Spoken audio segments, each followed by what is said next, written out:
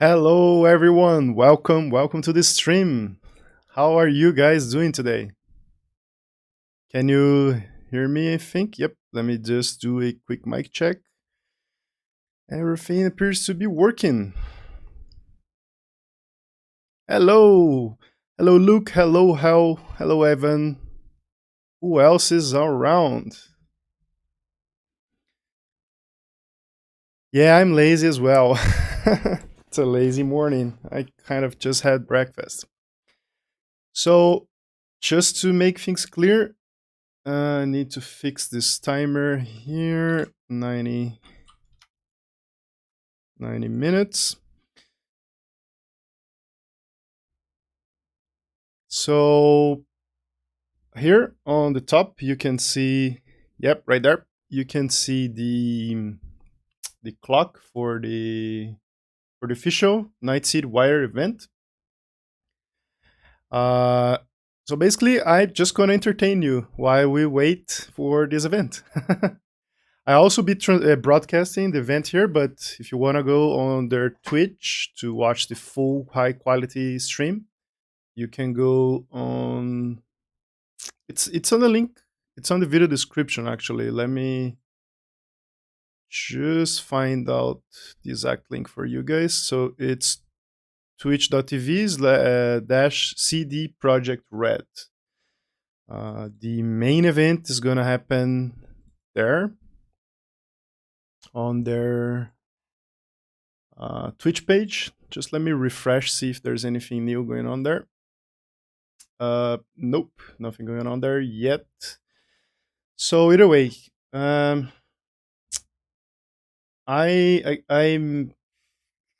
got a few points that I would like to discuss with you before the Night City Wire, which are the new trailer that they're gonna place, they're gonna show on this event. It's a brand new trailer with new footage, and on Twitch, sorry, and on Twitter. Let me change here myself.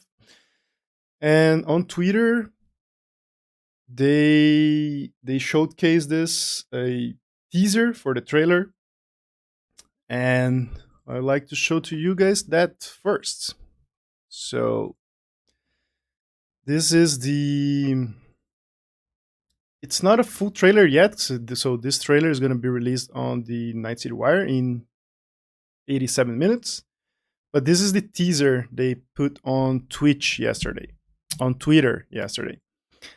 Uh, First of all, this is in-game footage. I'm blocking the mid transition here. Okay. So it's written here in-game footage. So yeah, that is huge. That is huge. In-game footage. A lot of people already saying downgrades and all, but come on, let's just wait for the game to be finished. So about this image, I took a still picture here of that so we can zoom in, and we can see a handful of ads going around there. Uh, the only one that I could actually read and identify is this one here. It's like a. Let me see if I can find the image one real quick.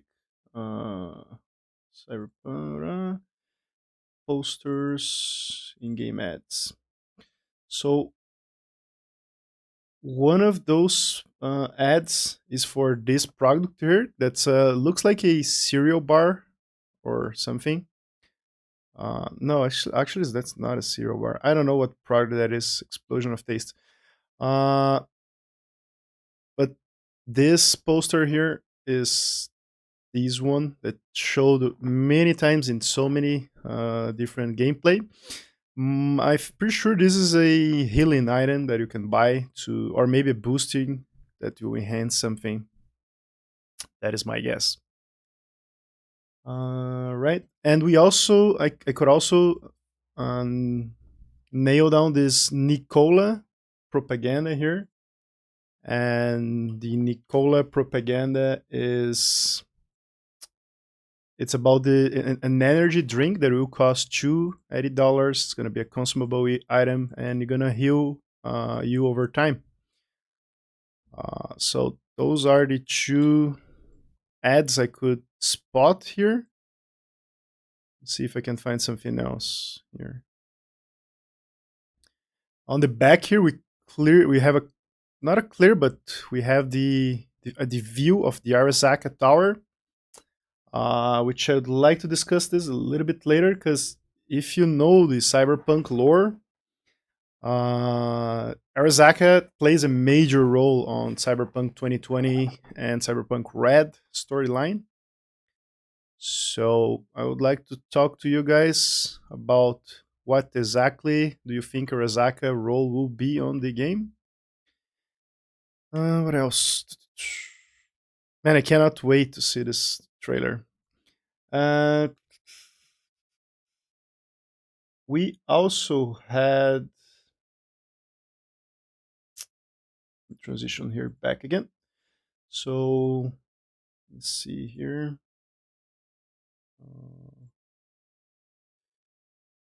Here. So this guy, Chelsby, he posted this on Reddit. He lined it up the trailer field of view with this 3D map of Night City. Let me show you the map. I have it here. So yeah, this is a 3D map fan made. It's not official. Some dude made it. It's called Derek B. It's the guy who made this fan art, and it's actually a 3D model. Let me see if I can zoom in a little bit more. Yeah. Not sure how exactly accurate this 3D model is, but it looks like it's really, really good. It's really close to the real deal. Because here we have the same angle, the same shot. So this building over here, like with this hanging ceiling, is this one over here. We have the Arasaka Tower on the back, which is the biggest building, the tallest building on the Night City of 2077. We have this weird shaped building here that's probably this one over there, which people say is the Watson mega building, where your apartment, at least one of your apartments, will be placed. And they say that because of, let me find a picture. This other guy from Reddit, Soto Epic, he made this compilation here. Where let me get away from here. So this is the footage from one of the previous gameplay, and this is the view from the V apartment. And you can see that these buildings over here are actually those buildings here and are those buildings here. So it's clear from this rooftop of this building here. So you can see this pattern on this rooftop. It's the same building as this one here. So this leads to the very likelihood that V's apartment is on this building here, this mega building.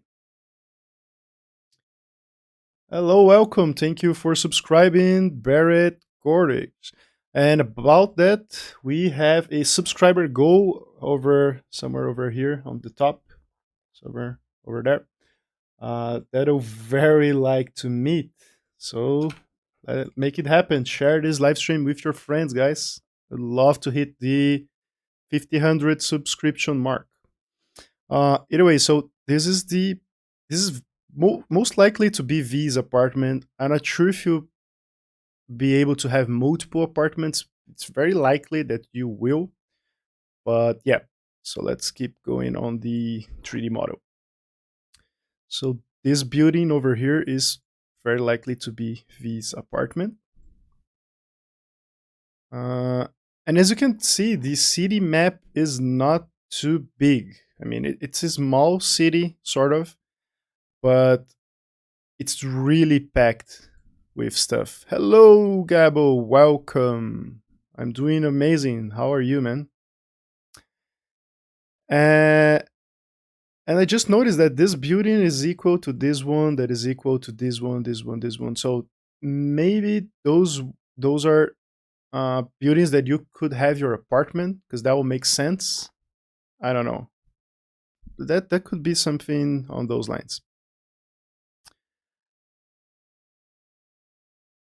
This game will be single player. At first, yes, there's going to be an exclusive single player campaign at first.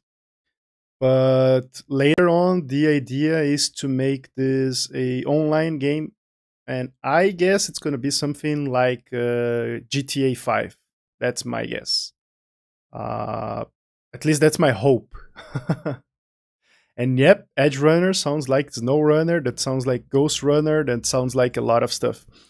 Uh, I took this idea from the Cyberpunk lore because Edge Runner is, I mean, your character is a Edge Runner, sort of. Yeah.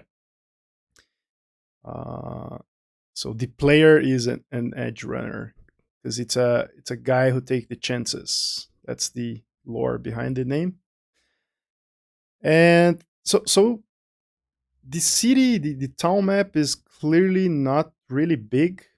We have all those open areas that I assume it's going to be the Badlands or that wasteland area that we saw on another footage.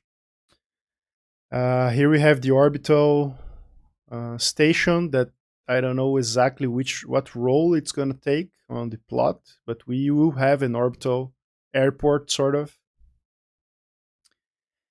And yeah, the city, it's not big, but it's super vertical, and I hope that you should be able to get inside all the buildings. I really think that's going to be the case. Do you think it is a good idea to buy it now when it's online? Case they're doing. Uh, I don't know. I think the online game it's gonna be a standalone game. Maybe it's haven't been confirmed yet, but I don't think that's gonna be a free update for the online version because they say that the online game will take like 2 years of development on top of the all those 10 years already being spent on this game. So I don't know actually, to be honest. Since we're really close to the launch, maybe wait a few more before you buy. I don't know. I bought mine on the first day, like 1 year ago, more than 1 year ago. But maybe wait a little. I'm going to build a supercomputer with Edge Runner name systems. Nice. I like it. All right, so this is the 3D map fan made for the Night City. Let's see what else can I. Yeah, man, that's exactly my hope. I really wish the online game is something like Grand Theft Auto futuristic. That would be so incredible. But anyway, the game we're receiving this year is only single player campaign. If you haven't played the Witcher 3 game, make sure to play this. If you have free time, go play Witcher 3 because it's amazing. It's from the same company and it's 100% worth your trouble. Trust me, play Witcher 3. It's really, really good. So yeah, this is one thing. The first thing I would like to show to you was the new trailer teaser. So the city is not crazy big. However, it's really vertical.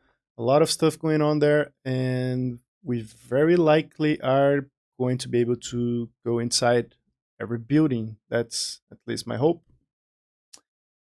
Uh, what else do we have for this pre-stream? We still have 75 minutes to burn. uh, yeah.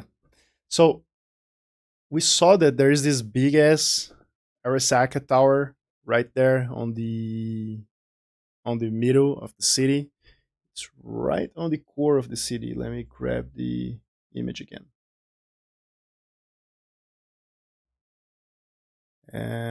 There we go. Transition. So yeah, this Arasaka Tower here is right in the middle of the city.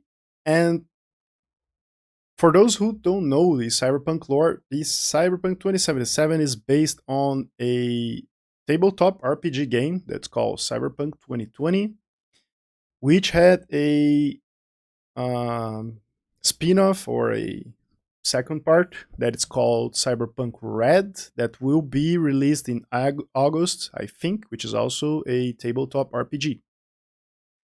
And on the lore, the Arasaka company is a Japanese megacorp that sort of controlled Night City because this is Night City. The name of the city is Night, and just out of curiosity, Night City is named after a guy that was called Night. It's not because there's no day on the Night City. It's because the name of the guy who founded the city. It's a complicated story, but in a nutshell, that's the reason. And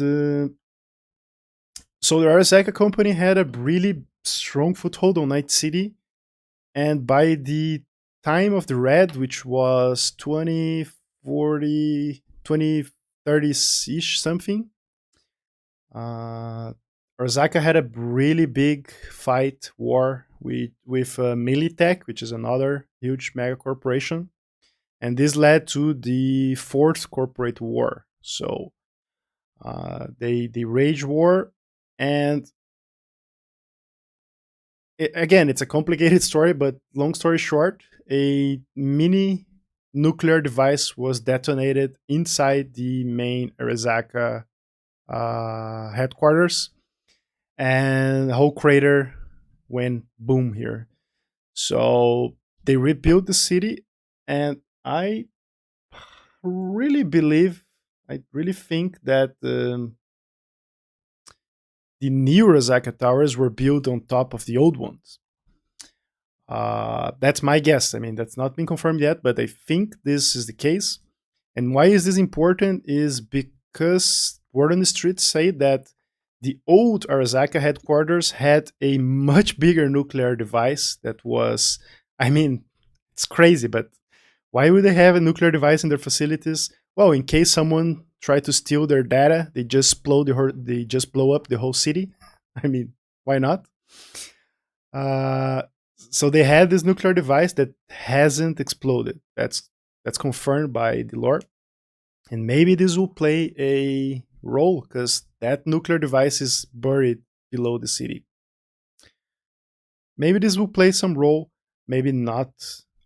They stated already that the Cyberpunk game 2077 is not going to be about saving the world, saving the city, just like Witcher 3, right? Where you had to save the world from the night wild hunt. Uh, so Cyberpunk is not going to be about being a hero. It's just about being a dude or a girl or whatever and staying alive, basically. You're not gonna have those epic quests. At least that is the idea. We don't know yet. Make a day city when? I know, right? Maybe a neighboring city will be Day City. Uh, so this is the short story lore behind the Arasaka Corp on Night City. And since they rebuilt here, I have no idea how this was possible. I'm really curious to know how this was possible because after the war, Militech got like the government took possession of all its holdings. So Militech is now sort of a governmental corporation, and Arasaka was cast away, was banned from the USA. Oh, and by the way, talking about USA, not sure if you guys know, but let me show maps. Let me show you. Because Night City is in USA, first of all. It's a fictional city, but it is on USA. And it is on where today is Morrow, Bay. So this is the exact location of Night City. It's right here. It's near. It's near Calif. It's between Los Angeles and San Francisco, basically. Yeah, it's right between San Francisco and Los Angeles. And those cities exist on the cyberpunk lore. So they are, I mean, the whole history pre 1990 roughly is the same. So yeah, Night City is roughly on this location on Morro Bay. And let's take a look here. The exact location is not really clear though. People say that the Morro Rock is actually the. Let me go back to the 3D map real quick. Where is that 3D map?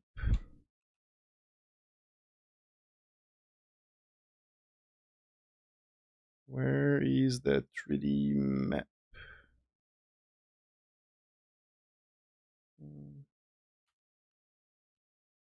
There we go. There is. So the exact location of everything here is not really clear. Come on, load it up. Okay, it's gonna take a while. But people say that the where's my map here? But people say that the Morro Rock is actually the Space Launch Center. And keep in mind that this place have been destroyed at least 2 times before 2077.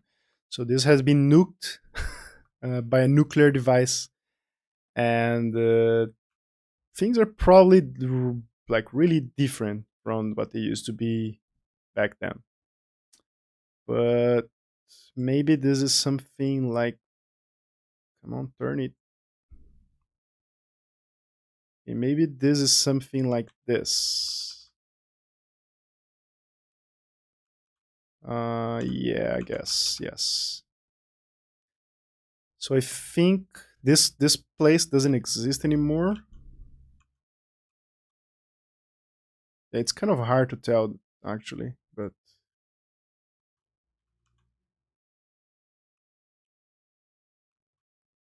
okay. But yeah, maybe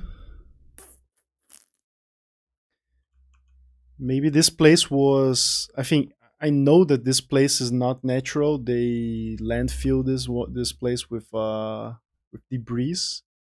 So this could be this island that got chopped out. Like this, they probably use this sand for something else. I don't know. Let me go back to the.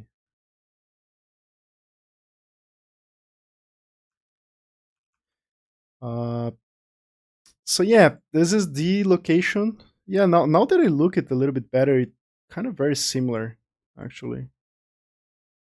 Yeah, I think the Arasaka Towers is probably right here.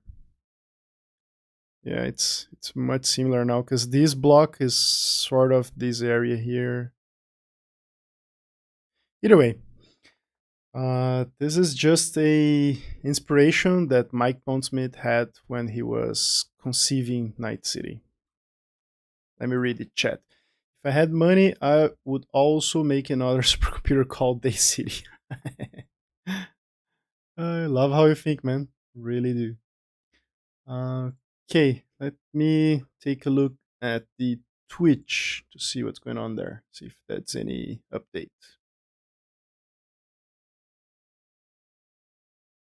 All right. Apparently, no, nothing so far. All right. So let me see what else I wrote down here to talk to you. Oh, yeah. And another thing that might play a central role on Cyberpunk 2077 plot storyline is the beef between. Yeah, Ilsnek, I can't wait as well. Have you seen this Cyberpunk 2077 free goodies? Yes, it is on my list of to do stuff for the stream. I'm gonna show you all these the free stuff. I'm gonna put the link for that on the stream chat so you can grab it.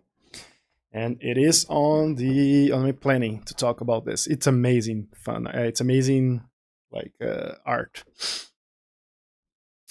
Either way, the one of the important things about the story that I believe is the whole deal of Arasaka with Johnny Silverhand. That, by the way, will be played by Keanu Reeves.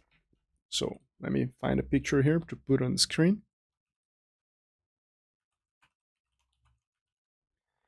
Uh, there it is. Images. All right. So Keanu Reeves will be playing Johnny Silverhand, which is a rocker boy. He is the not sure if he's the founder, but he's the lead singer of the Samurai Band. That, by the way, you guys were hearing the song of the Samurai Band on the intro of this live stream. And okay, what's the deal of Johnny Silverhand? He was. Remember when I said that the Arasaka Tower exploded by probably a Militech small nuke? He was on site when that happened, and some blame him, some blame Militech, some blame Arasaka. It's not 100% clear what happened at that night, but he's technically dead. I mean, he was inside a building that got blasted by a nuclear device, so it is very likely that he is dead. However, he is one of the most important characters, apparently. I mean, for sure, of Cyberpunk 2077, because you do not hire uh, Keanu Reeves for a side role or for a you know, it's probably gonna be like a big deal on the game. And the only footage, I mean, most of the footage we saw of him, he was like a Yoda ghost, sort of. So he was living inside this chip that you plugged in on your brain. And I'm not sure if he is alive in flesh. Maybe, because on Cyberpunk Red lore, they said that they found his body stored on cryo. I have no idea how his body survived the nuclear blast, but it could be. I mean, those buildings were really reinforced. Maybe he was in a secure, uh, I don't know, room that kind of supported the blast. And he looks, in theory, just like he was in in the early like 2030s. So that makes sense that his body was frozen in cryo, and he may still be alive. I don't know, to be honest. Maybe. Maybe he's still alive in flesh, maybe not. But he will play a major role on the storyline, and the reason is behind the chip on the trailer, on the first trailer. Let me put here Cyberpunk 2077 trailer, and it's not 20,077, it's 2077. It's this one. Just gonna play this trailer here. Okay, just not potato quality, shall we? Yep, right, that's better. So in this trailer, it shows a lot of stuff, but one of them is that the main character. I know if you're a big fan of this game already, you probably know all this, but just trying to cover all the bases for people who are not so familiar with the game. So this is V. This is the main character. So this is the trailer from E3 last year. So this is V, the main character. It's different from the Witcher 3 games where you had this preset character, that was Geralt. On Cyberpunk, you have the freedom of creating your own character. It could be a male, it could be a female, it could be a mix and match of any configurations of male and female that you want. That's actually a really new and edgy thing that they're introducing on Cyberpunk 2077, because you won't be able to choose if you're a male or if you're a female. You will choose traits of male and female. So maybe you could build a trap, sort of, as per se. I don't know. You can go crazy on character creation. And so this is V. Could be a guy, could be a girl, it could look however do you want. And he's delivering a package for a fixer that hired him. The fixer is, I forgot the name of the guy. It's this guy here. Forgot the name. It's D something. I don't remember. If you remember the name of this guy, leave in the chat there because I forgot. So he's a big deal. He's like like the top-notch fixer guy who hire people, and you deliver him. You have to deliver to him this chip. And on the trailer, you learn that there's this guy. Oh my god, I'm really bad with names today. Archie. Jesus Christ, I'm forgetting all the names. Anyway, your buddy, he dies on the process, so you learn this on the trailer. So this is probably really early game stuff. Maybe few first 5 hours or so. I don't know. And so you deliver the chip, you got double crossed, and you are left to die. Actually, you don't deliver the chip, and you are left to die. And yeah, guy of golden hand, Dex, Deshaun, thank you. And the other guy is Jackie. Just remember, my memory is starting to come back. So yeah, Jackie is dead and all. And you're left to die, and out of nowhere appears Keanu Reeves as Johnny Silverhand and say that you should wake up because you have a city to burn. But that is clearly not him in flesh. This is just a holographic thing. As you can see, there's some glitching here. So yeah, he is living inside your brain, at least for the first part of the campaign. I'm not sure. And you have to do some missions for him, apparently. So why is he important to the story? The whole thing is that his girlfriend named, oh my god, of course that I forgot the girlfriend name. His girlfriend was called, see if I can find here.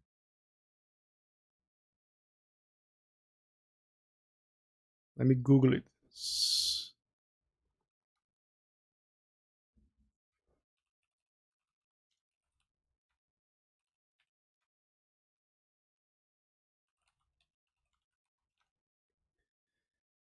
Alt Cunningham. Yeah, she is really hot.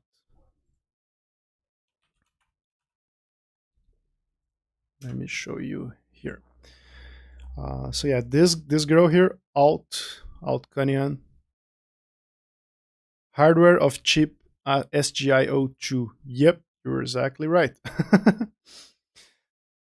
So Alt Cunningham, she developed a virus named Soul Killer virus that sort of will infect the mind of a netrunner and will kill it, will copy the mind, and will place the mind inside a digital prison for eternity. So really nice chick, right? She developed that virus called Soul Killer. And Arasaka got their hands on that virus, probably to militarize it, most likely. And in attempt to destroy the data center of Arasaka, she went inside the net on the Arasaka building. She connected to their mainframe with her brain, and Johnny Silverhand, which was her boyfriend, tried to save her, and in the process made him trapped inside the Arasaka data frame. And then that bomb goes off and Night City gets obliterated, at least a whole chunk of it, and that's history. But she is trapped inside the network, apparently. And maybe some part of the plot will be for you helping Johnny Silverhand to save her.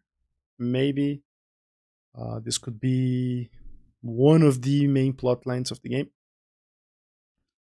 And it's all about that virus, because they say that this virus is actually the key for immortality, because it can copy your whole brain and put inside a data center, and in theory make you immortal.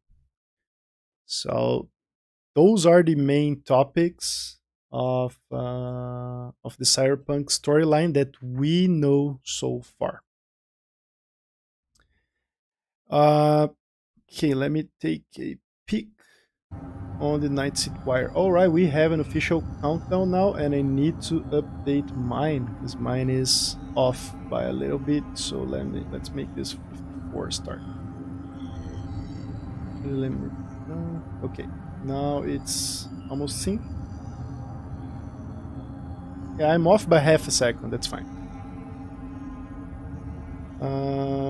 Okay. So let me see what else can I talk about the city. Yeah, I think this is pretty much the most important facts about the main aspects of the lore or the base story for the game.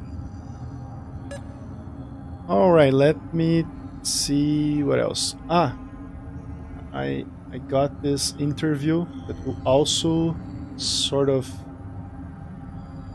give you a glimpse of the tone of the game.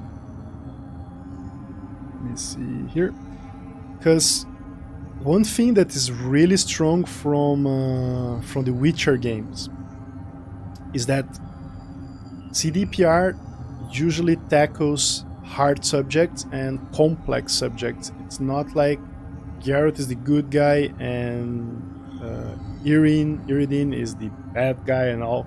It's all those shades of gray when you're doing the missions.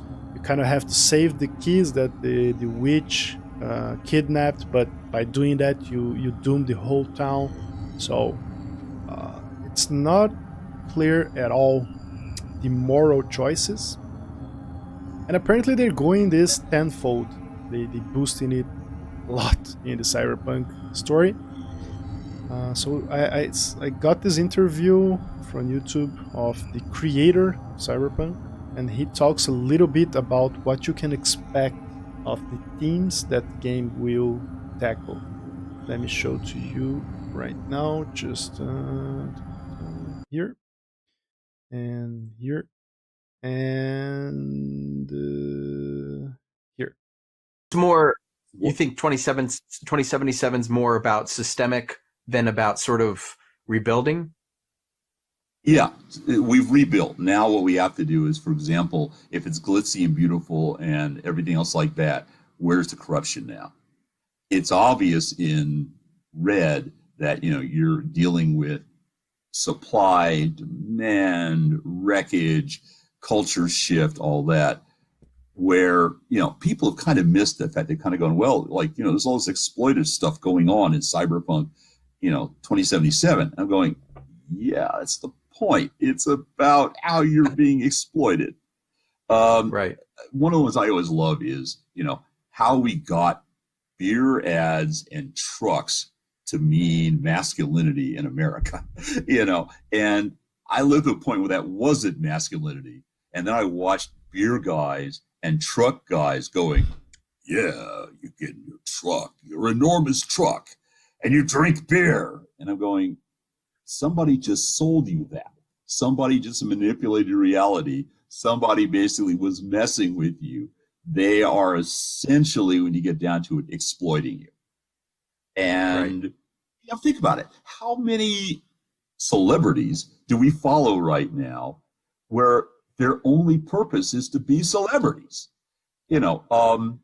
At some point, a celebrity used to be somebody who had done something, where now you can be a celebrity just because you basically were a celebrity and someone said, yeah, they're a celebrity.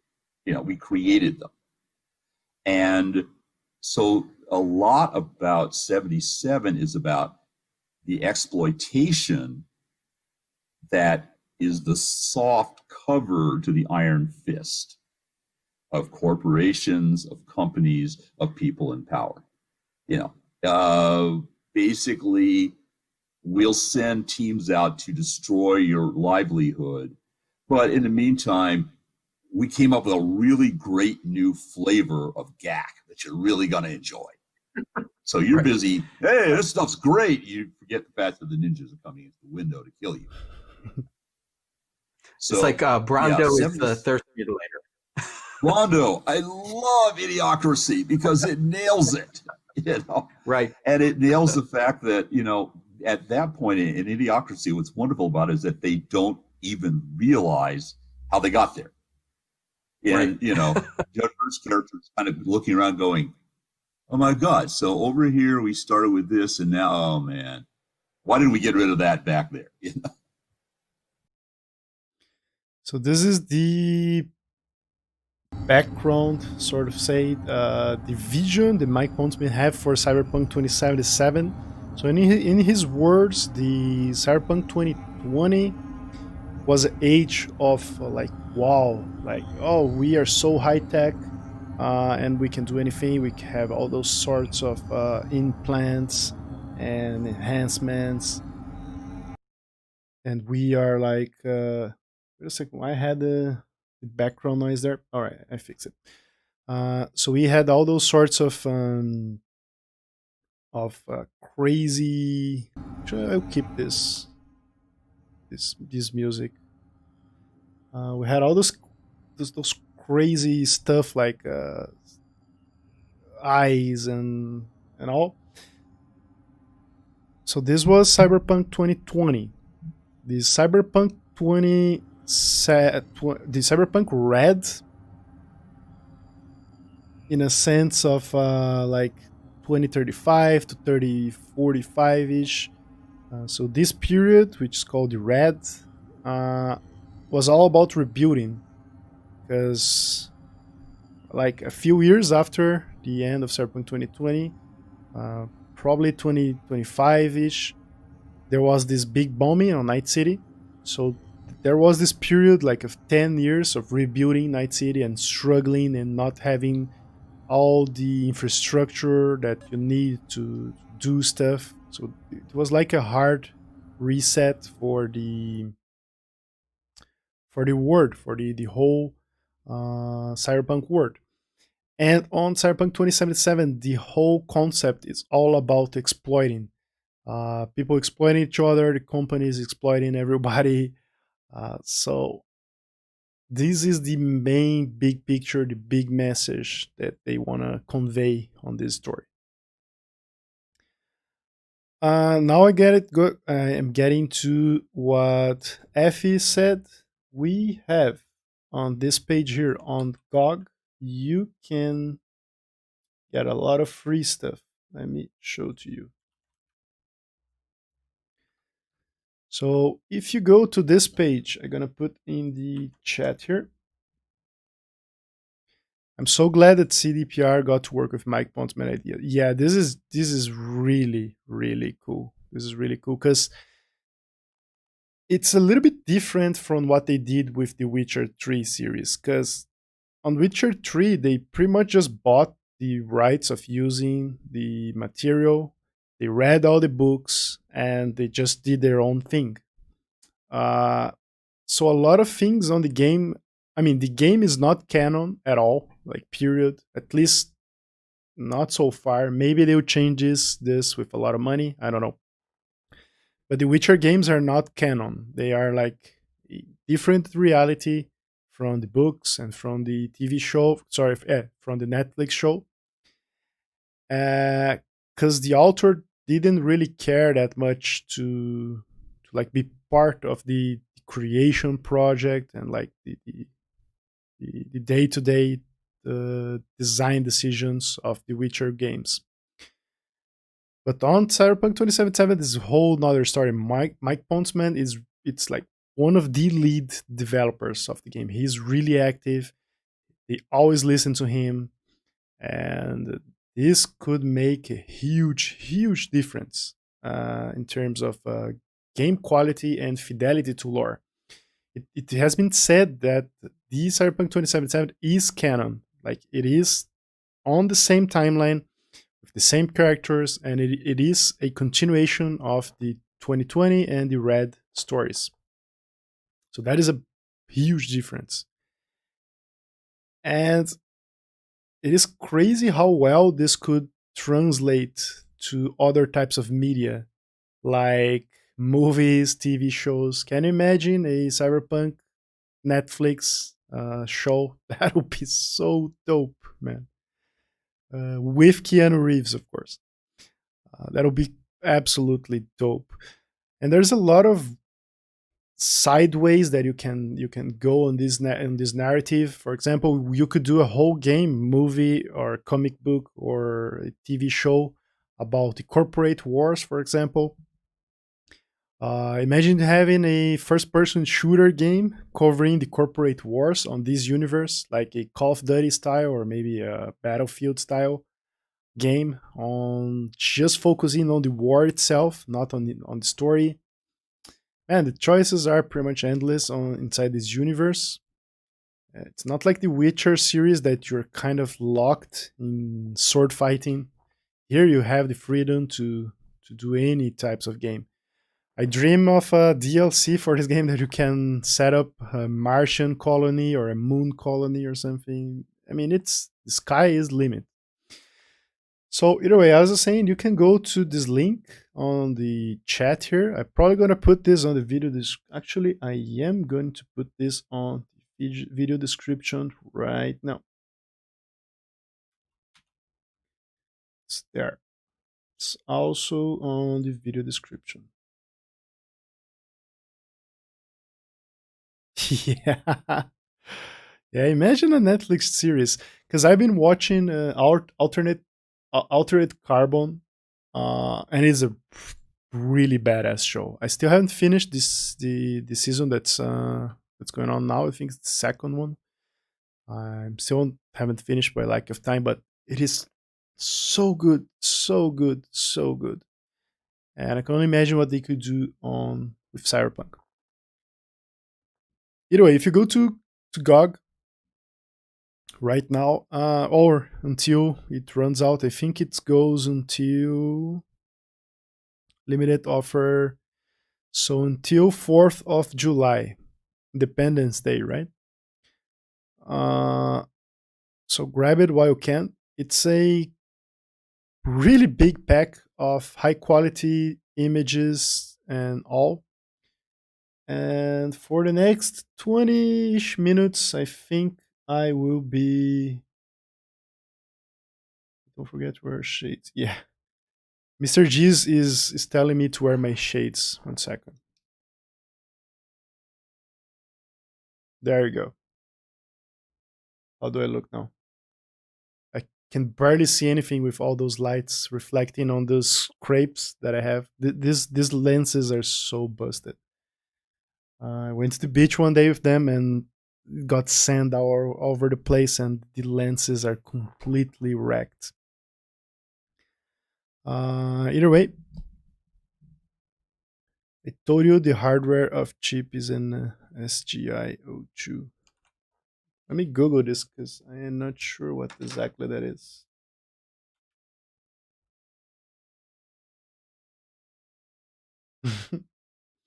I never seen this computer before in SGI02. Well, probably Commodore will know that because he's really into old stuff. All right, let's keep going. Okay, so these images, I'm gonna talk about those images. So if you get this on the GOG page, you get this folder, zipped folder with plenty of stuff that we're gonna take a look. So here we have concept arts. We have a crazy detailed concept art for the hidden blades, the locust blades that you could see on that trailer. Let me grab that footage again.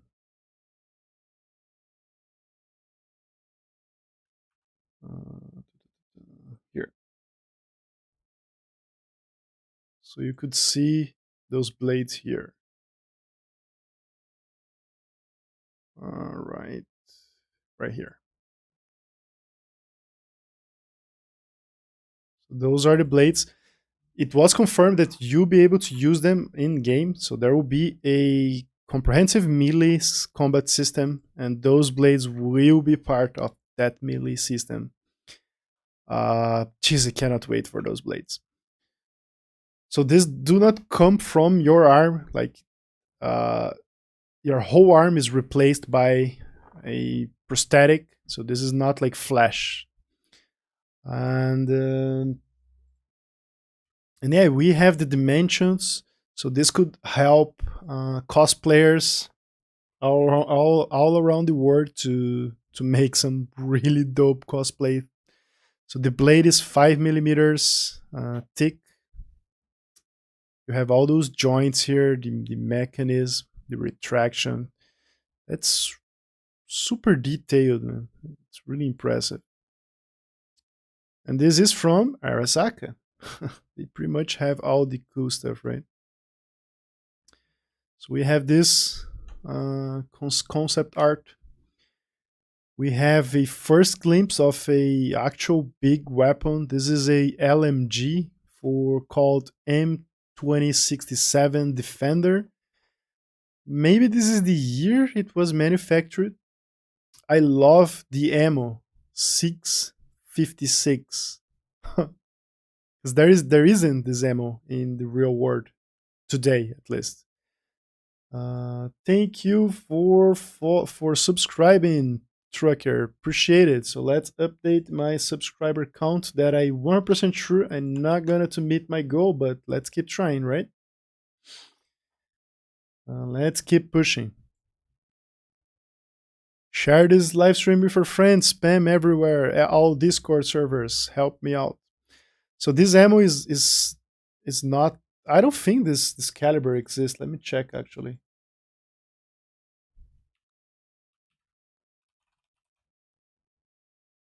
No, there's 6.5 millimeters Grendel, but not 6.56. This is a made up, because there is 556 and 762. Those are the standard today. So on this alternate reality, the standard ammo is 656 millimeters by 52 on this weapon, on this chamber.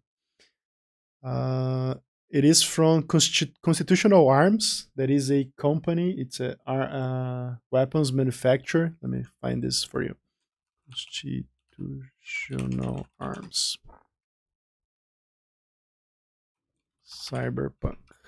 I love the name of this company. So this is the company who make those weapons. So far, they have a handful of confirmed. Actually, this is the only truly confirmed weapon. It's a big company, 25,000 employees, and this manufacturer was first introduced in Cyberpunk 2077. So this is not. This doesn't show in any of the previous source materials. So this is the first time we've seen this company. In theory, it should be restricted to only police and military, but that's 100% not happening. Come on, it's Night City.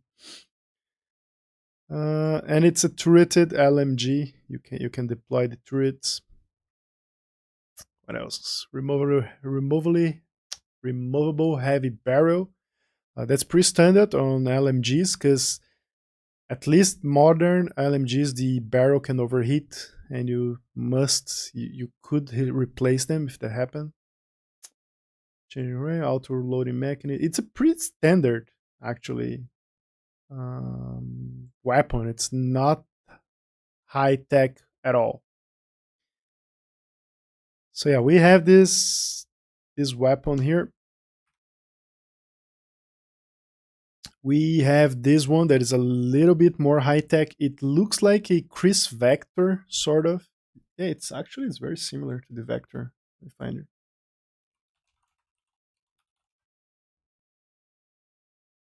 Yeah, it is very similar to the Chris Factor.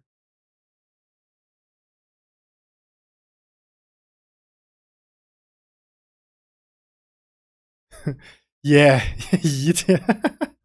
yeah. If you have no ammo, just throw the barrel to your at your enemies. That's true. So yeah, it is very similar with the Vector, but this weapon is different because it's a smart gun. So what is a smart gun inside Cyberpunk world?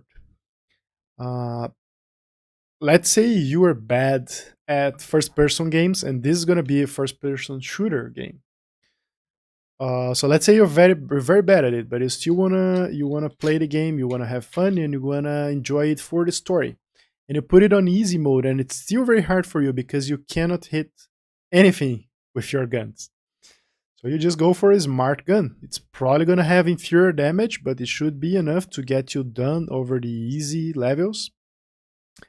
And we'll have like aim assist, auto aiming, even bullets that bend and follow your target.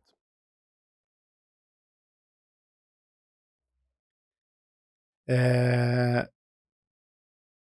so this is manufactured by King Tao. I have no idea what this company is. Let me see.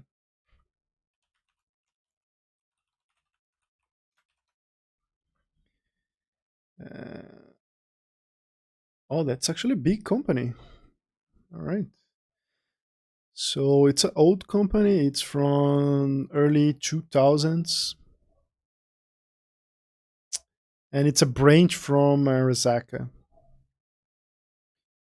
They're heavily specialized in smart weapons.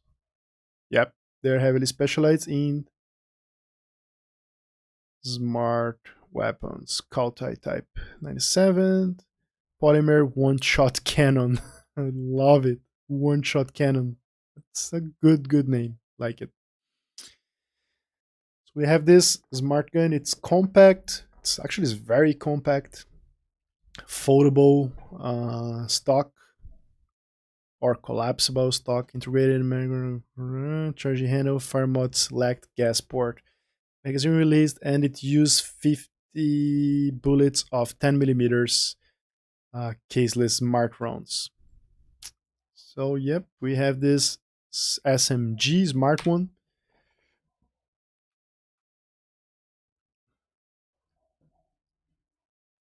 We have this pistol. It's a Militech pistol. Nice. Have this compensator heavy handle. Uh, it's a really standard 9 millimeter gun, actually, from Militech. Oh, full auto. Wow, single and auto. Jeez, that's gonna like deal some massive damage close range. Uh, we have a sort of MP5 gun. It's also from Militech. What's called this one? M221 Saratoga. It's pretty much a MP4. Sorry, MP5. Uh, Also, concept art. We have the concept art for the battle cab. I really love this art. The concept art is not as rich as the final art. I'll show the final art later. But there's so many details here, so many things going on. It's like there's this BlackBerry phone. Like what the hell? I love how the guy is an Indian guy. It's so funny. Concept arts for some gang members.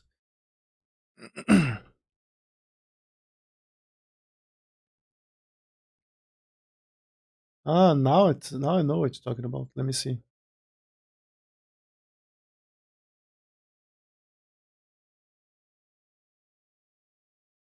Wait a second. So you're talking about the V implant on his head.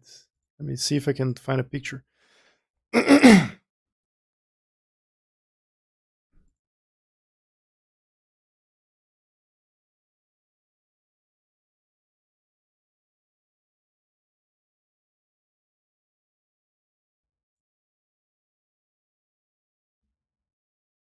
Mm, I have no idea, man. It's fairly hard to tell. Maybe if a more close up picture. Yeah, this art is really cool. There's like those two girls fighting, and this one is like half naked. And there's this kid. Uh, so yeah, we will have like some really poor areas for sure on the city. We've seen that already on some clips. This one is also really interesting. This concept art. This is like an apartment, a not very clean one, by the way. Uh, and we have some really crazy stuff going on here. We have some door face ID things. We have some broken stuff, a lot of garbage. Uh, some posters here. All Food. So All Food is a food supplier that provide the crap food. So it's like just rations. Uh, Bolshevik vodka. All right, so the Russians still make vodka, are famous for that on the cyberpunk world. Some drugs, weapon. This is an inhaler that you use to use drugs on cyberpunk universe. You have this hardware that connects you to the net, and you have those posters. Those posters are so amazing. So first of all, this is I believe from what I've read, this is a sex doll with three mouths for some reason. That is so strange. I mean, in so many different levels. So three mouths, one desire. uh, we also have this poster here with this model.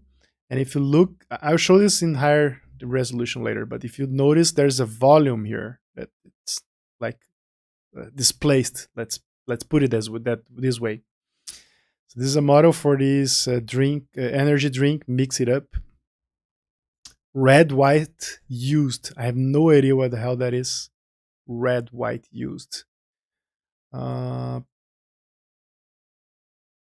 This one is also really cool. I'm waiting for you in your brain.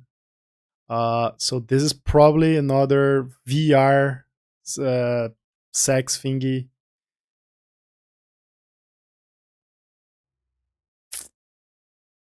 Have some weights. All right. This picture has a lot of thing going on. A dog. I haven't seen any dog in any trailers, but I really, man, is it too much to ask to have a cyber dog? Like, come on, make it happen. I would love to have a cyber dog. Maybe a dog that fires lasers. I don't know. I just would love to have a cyber dog. Hello, welcome. Greetings, man. On this concept art, it's something that we're probably going to see a lot, like workers hauling super heavy loads with prosthetic arms and enhancements. I think that'll be a thing in some industrial areas. Another ad. Let's see. This guy with this crazy arm. Oh, that's a drill. Oh, that's so dope. I would love to have a Makita arm, but I can just fold my arm and have like a drilling bit coming outside of it. That would be super handy. Can just change the bit for a screwdriver. Man, I would love to have that. So all those kinds of heavy specialized workers, and I don't know, I just love this, all of this. Another net runner.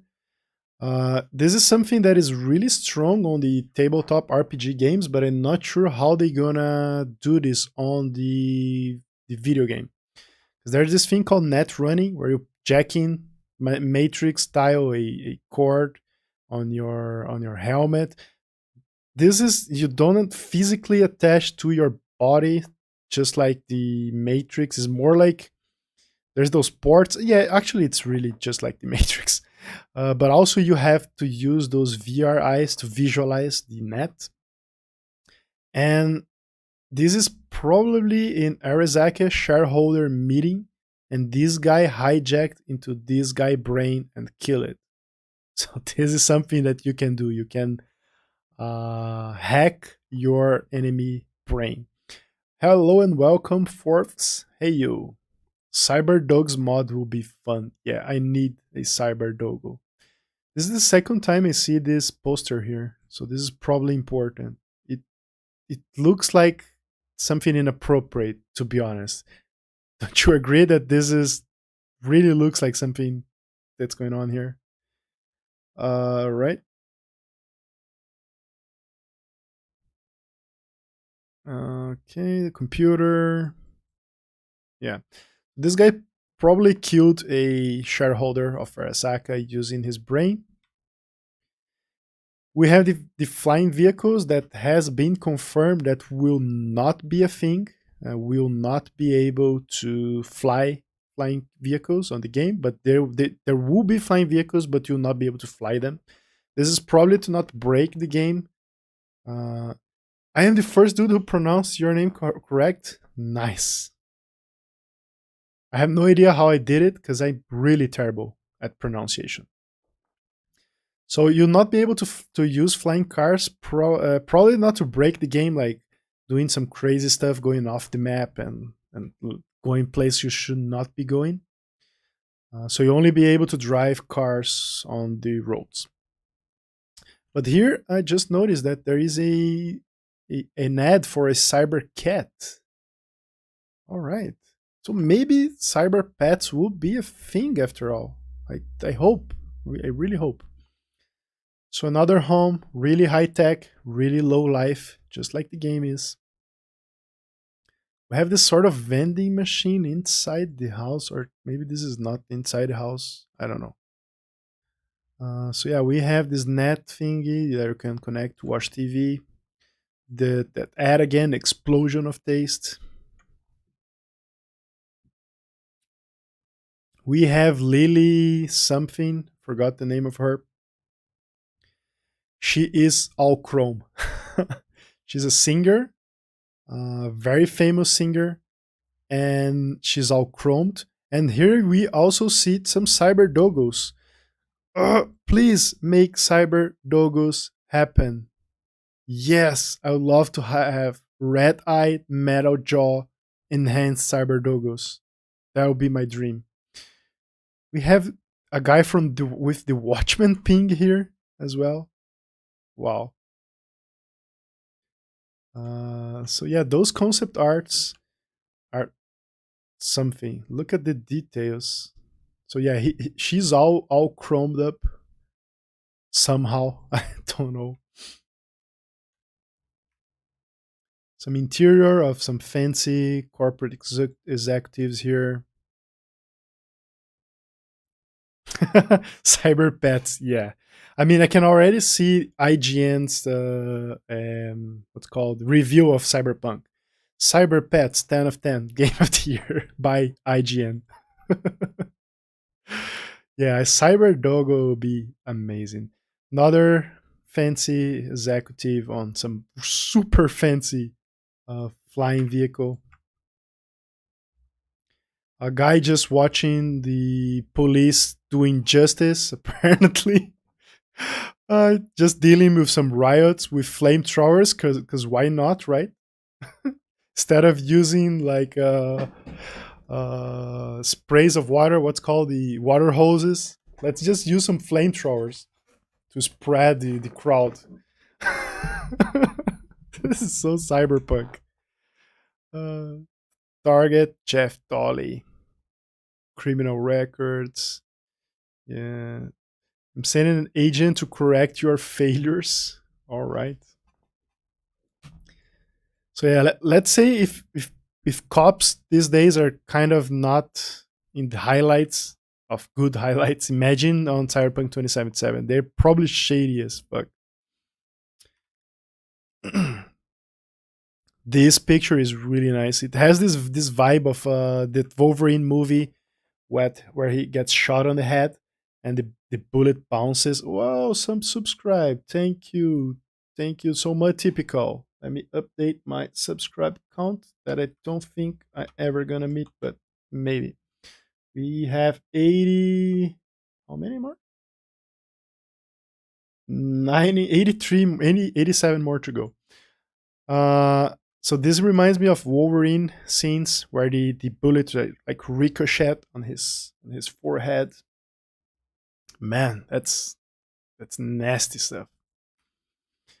We have this picture that people say it might be a celebrity. They say this is Lizzie, but I don't think. But she's clearly famous. Actually, no. I think this is a famous chick, and this chick is trying to get just equal, just like that famous chick. This is what it looks like. Yeah, that's probably what's going on here. So this girl here is buying and installing. Uh, this looks like a 3D printer. So she's 3D printing nose and the mouth to install on her face. that is that is something. Yeah, this is the cloth. Oh, maybe this is an okay. Maybe this is a secret agent that is trying to impersonate a famous, because she's even mimicking the dress, and she has a lot of guns. So yeah, maybe this could be next level. On Witcher 3, we had that guy who could uh, transform into someone else. Maybe this is something on those lines, where you have to find someone that it's not herself. Yeah, that would be amazing. I love this art. I really do love this art. Look at this, those hookers over there, like trying to shank this dude. Come on, baby. Take me with you. And we have here a brain dance totem, where you can basically hook up with the brain dance net on the street to have some sexual experience. So this guy is getting laid on his brain. So you can come here to this nice place where there's garbage everywhere, and you can either have a physical experience or a mental experience. So yeah, could be one of those things. There's this kind that most likely is the pimp of all those girls. This guy probably didn't pay it, and he's getting his nuts destroyed by this girl. Yeah, those. This is pure gold, honestly. This is pure gold. We have the trauma team art here. So these guys are on the lore. What trauma team means? Uh, let's say you had a heart attack, and let's say your eye implant worth a few $1,000 or $80 or euro dollars in Cyberpunk case. Uh, so the moment you're starting to have trouble, people will just kill you for implants for your parts. So what trauma team does, they are jacked into your vitals, and they see from a remote location that you're in trouble, that you're dying, that you're having a whatever, and they just fly in like commando mode with weapons hot blazing to to do medical service to you. So they are combat doctors. I love this concept. So okay, these are the concept arts. We still have 15 more minutes to go. I'm just gonna take a quick peek on the stream. What's going on here? Right, nothing going on yet. Let me just double check. Let me refresh this so we don't miss a single second. Just let me make sure.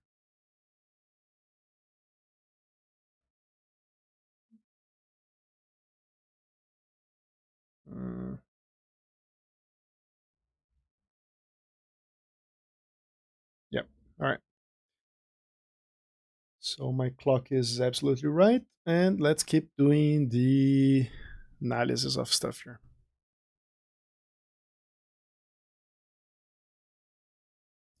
We have some cover arts. This art here also has a lot of cool stuff. So here we have some. I cannot move this. Okay. So here we can see a few details of the cybernetics, a pet shoulder. This is a boxing robot, actually. Yeah, this is a box robot. Uh, we can. This is not high quality. I think I have a higher quality. Yeah. Let me skip this folder because they're all on another high quality image later. Here we have the logo, official logo for the game, logo for the animal gang, which is our with all those big guys, strong guys. The Moxes, the Valentinos, the forgot those guys' name, the Sixth Street Gang, Voodoo Boys, and the Tiger Claws. So those are all the factions that we know that will be on the game so far. So one, two, three, four, five, six, 7 factions that fight for power in Night City. Posters. We have some really good ones here. So this is my favorite of the new posters that were released. It's a poster of Arazaka because Arazaka is well known for weapon manufacture and for cybernetics enhancements. Uh, so these add no Cyberpunk is not gonna launch in 2077. It should launch later this year in November 18, but it got delayed already 3 times, and it's only being developed for 10 years. So who knows? Uh, so this poster is quite amazing. Uh, it's feature like a racing brand of Arazaka. I'm not sure if this is pure uh, like ad, like in a sense that this is just to create to show an idea of or if this is an actual thing that exists in the cyberpunk universe. Like instead of racing cars, you have racing cyborgs. Yeah, that'll be something. I think that this makes sense a lot inside the lore. So I bet that Arazaka has this line, Extreme Performance, which is like a Formula One brand of Arazaka that build people, that enhance people for running, and he's refilling the guy, changing some beats. This is one of my favorite new arts. Imagine if there is this mission that you have to be part of a race of superhuman cyborgs. Yeah, Naruto will be so proud. That is true. So this is one of my favorite arts from this pack. This is I have no idea what exactly that is. This is from a movie. It's called Electric Murder, and I'm not sure what's going on here, but it's creepy as hell with all those eyes looking at her. Uh, so Armored Cupid Studios. So this is the name of the studio, Armored Cupid Studios Pictures and Square Pictures, presenting associate with Ballet Ride International. Uh, a Feast for the Eyes, starring Maria Adele, Fuse, Doris Merton. All right, the name of the people. Uh, so this is a nice picture. I'm not sure if that's gonna be a thing. Maybe we can watch this movie inside the game. And there's this crazy product. Let me see what exactly that is because I'm curious now. Soya seal.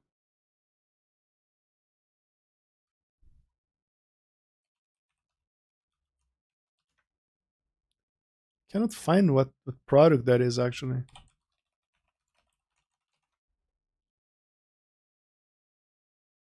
Yeah, I don't know what product that is, but I'm curious. Soy.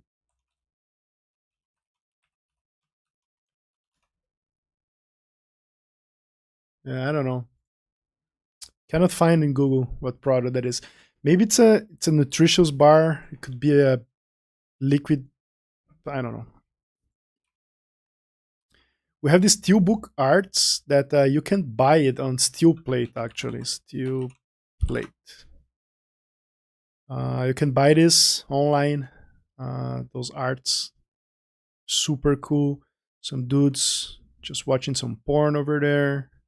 Yeah, that's 100% porn. Those guys from the Maelstorms. Hola! Brazilian here, welcome. Bem-vindo, amigo.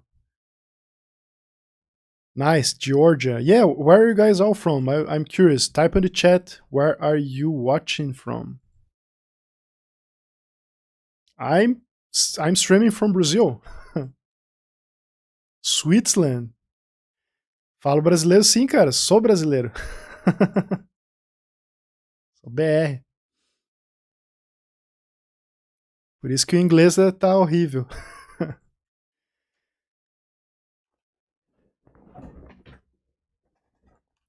So we have this poster for the Valentinos. All right, London, Switzerland, Sydney, Brazil. All right, people all over the world. Nice, nice, nice. We still have 8 minutes to go. So let me make this quicker. Let me go through the other stuff because there's a lot of things that I still want to show.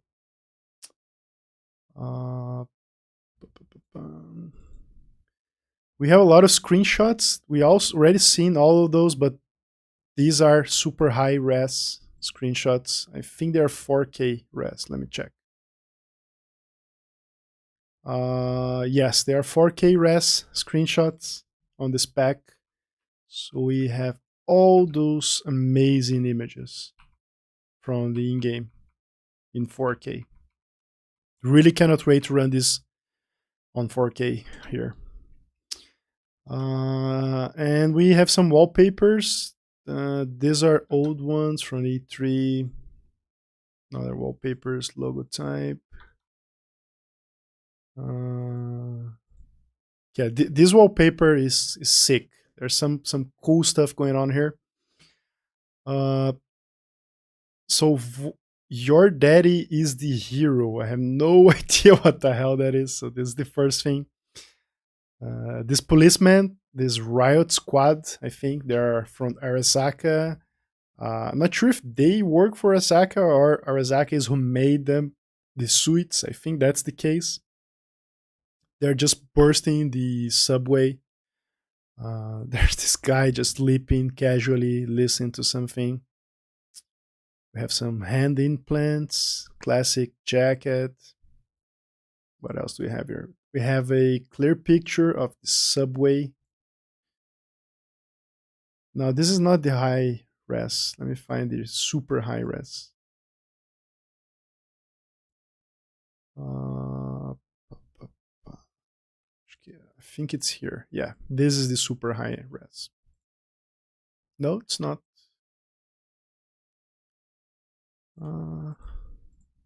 Which one of them? I think it is actually. It's just not loading for some reason. Yeah, this is the super high res. Let me read the chat real quick. Mr. Worldwide, yeah, we are Mr. Worldwide. Can I try Destiny 2 one day? Yeah, I think I tried to play that, but didn't play that too much. But yeah. Why is this not loading properly? It's weird. All right, whatever. We still have 5 minutes to go. So we have some ads here. We have Corporate Wars. I think I'm going to have to open this in another software. 1 second. Let me try to open this in Photoshop.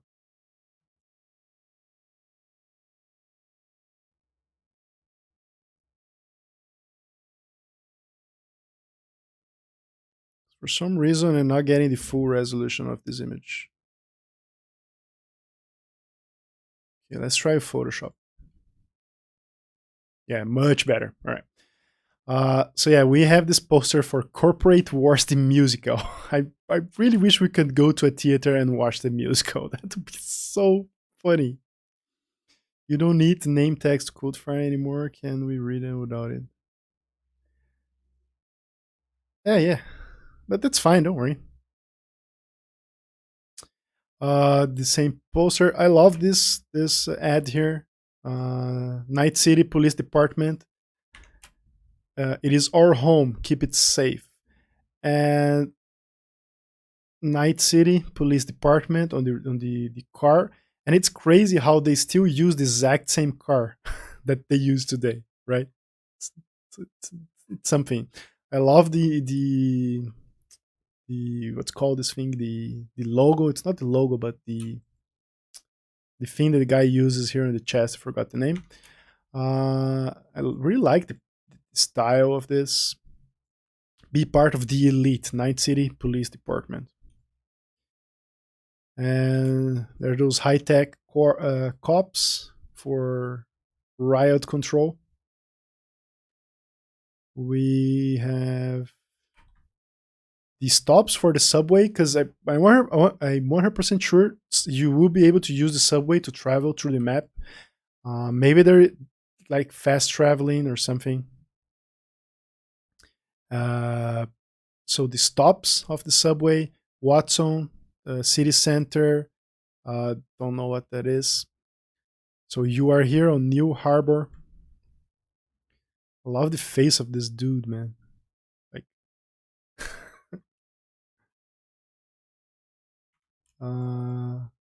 here we have a really cool Easter egg. We still have 3 minutes, right? So here the newspaper, that's actually a page of the Cyberpunk 2020 book. So that's a neat Easter egg here. And tactical shields. Guy that got murdered, probably by V. Some beverage here, nutrition facts. So it's really rich in details. I think it's time for us to tune into the wire event. I'm gonna turn up the volume for that. Let me close this. It's almost there. So we're just gonna make sure this is working. For some reason there's audio now. 2 minutes to go. I will take a quick bathroom break while I'll wait for this. And I'll be right there.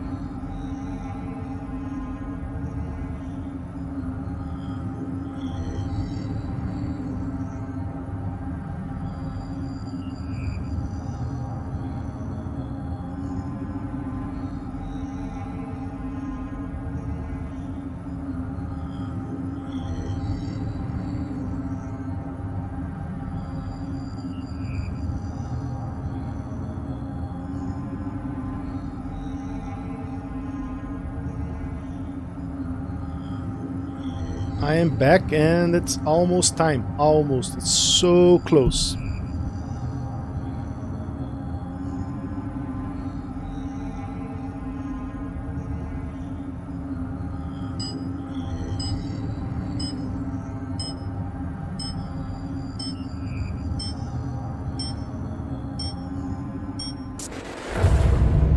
All right, here we go. You don't believe in no fate. Every day digging the grave. Stepping up here with the stakes. City of dreams, city of. Hello and welcome to this, the very first episode of Night City Wire, a brand new series from us at CD Projekt Red, where we'll be talking about all things Cyberpunk 2077. For today's episode, we'll be starting with a brand new trailer. One of our developers will be joining us to help unpack everything you're going to see. We'll have some news, an announcement about a secret collaboration. We'll be taking a look at some braindance gameplay and welcoming back our developers just to have a chat about everything you're going to see. But there is one more thing. Media all over the world have been getting hands-on with Cyberpunk 2077, and when this episode finishes, you'll be able to go and check out exactly what they thought. So, let's get started. It is time to take a look at our brand new trailer, and after that, our lead quest designer Pavel Sasko will be joining us, because I've got a feeling you're going to have a few questions after watching this. So, let's take a look.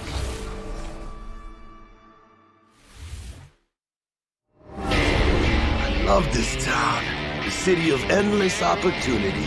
Ready to get your cherry popped? Yeah, come on! Hey, Dex, you meant to come out in one piece? How about we go over the plan? There's this prototype tech, a biochip to be precise. Job's to grab it. Guessing it belongs to a corp. Arasaka. We're robbing some heavy hitters. Thought you could blackmail me, fucker? High risk, high reward. First rule of the afterlife. Ka-ching, baby. Goes without saying, we do this on the hush. Ideally, no bodies, not a one. Sounds simple enough. Eat lead, assholes! Is it gonna be dangerous? Don't you worry, mi amor. We're bulletproof. Get your ass moving now! What the fuck just happened in there? Can't stop digging Night City. Fucking major leagues. Happy now, Jackie? Yep, that's fucking high! Time to bail! Oh my god, we're so fucked.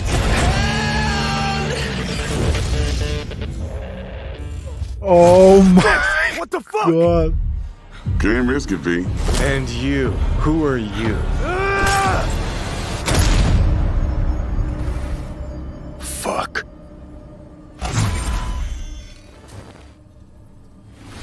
So the trailer contains footage from the game's prologue only, but there was an awful lot in it. So Pavel, why don't you try and help us unpack everything that we just saw?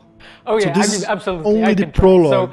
So, what you have just seen is only the prologue of the game. So that awesome stuff is only happening in the first few quests. What the trailer shows you is really our stage, the Night City. You know, this gigantic city built of 6 completely unique districts, surrounded by the 7th one that we call the Badlands. As a player, you are meeting Jackie. Jackie's your friend. Now, they together are trying to reach out for something that is very precious. They are trying to reach out for this chip of immortality, this gateway to eternal life.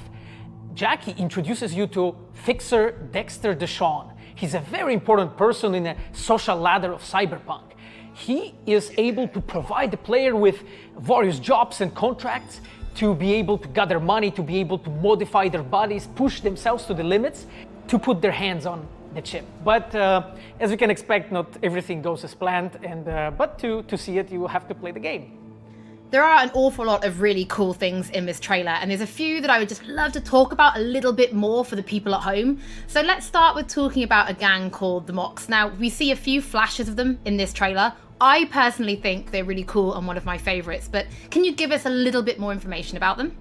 Oh yes, so the Mox is one of the gangs that player is going to interact with throughout the game. The Mox is the gang that has been formed in 2076 after death of Elizabeth Borden. She was called Lizzie. Now, she was an owner of a brothel and former sex worker, and she was protecting working guys and girls from harassment, from abuse, and the gang is really continuing her mission. And as a player, you are going to interact with that gang, meet multiple different NPCs, and craft your own relationship with them, and understand what they are all about.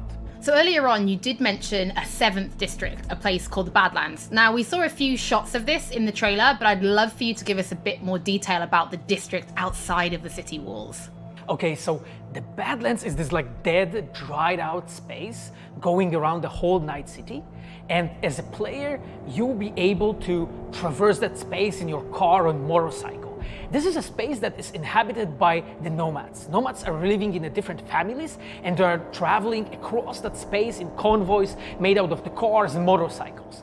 And as a player, you will be able to traverse and access different type of open world content that has been prepared specifically for you to get that awesome feel of the Badlands as an area.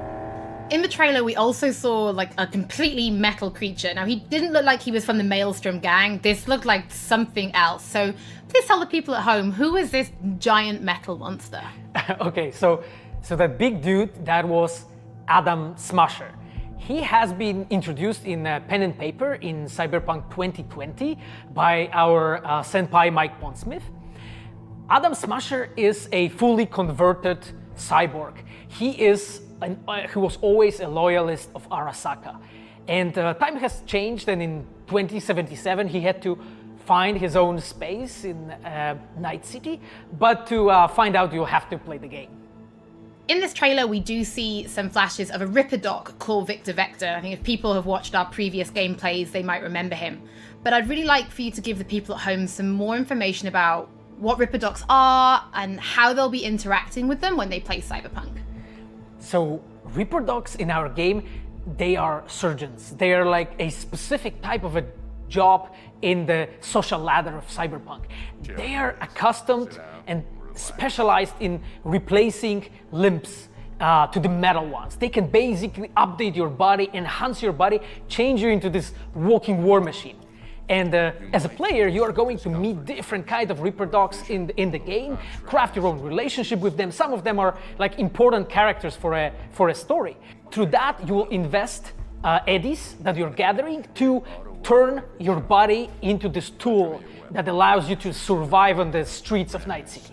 Pavel, thank you so much for joining us. I know you'll be back later in the episode because you're going to be helping us to analyze the braindance gameplay. But before that, we do have some news to share. Earlier in the year, we announced that if you pick up Cyberpunk 2077 on Xbox One, you'll be able to play it on Xbox Series X when the console launches. And just in case you missed it, it will be the same for PlayStation players as well. If you pick up Cyberpunk 2077 on PlayStation 4, you'll also be able to play it on PlayStation 5 when the console launches. And that's not all. There will be a free upgrade for Xbox Series X and PlayStation 5, but we'll have more details on that soon. To Night City. Before we reveal our first look at the braindance gameplay and welcome back our developers for a chat, there is just one more thing we want to announce, something that we've been working on in secret for a while. We are very excited to announce our partnership with Studio Trigger and Netflix to bring you Cyberpunk Edgerunners, a standalone anime set in the Cyberpunk universe, which we've been working on for some time now. Edgerunners is due to launch in 2022, but for some more information, let's go to the team in Tokyo. Nailed on the name. Hi, my name is Saya Elder. I am the Japan-based producer for Cyberpunk Edgerunners. What I do basically on this project is that I am a fixer, to put it in the words of the Cyberpunk universe. We are a game company. We are a bunch of nerds, and wherever there are nerds, there's going to be anime fans.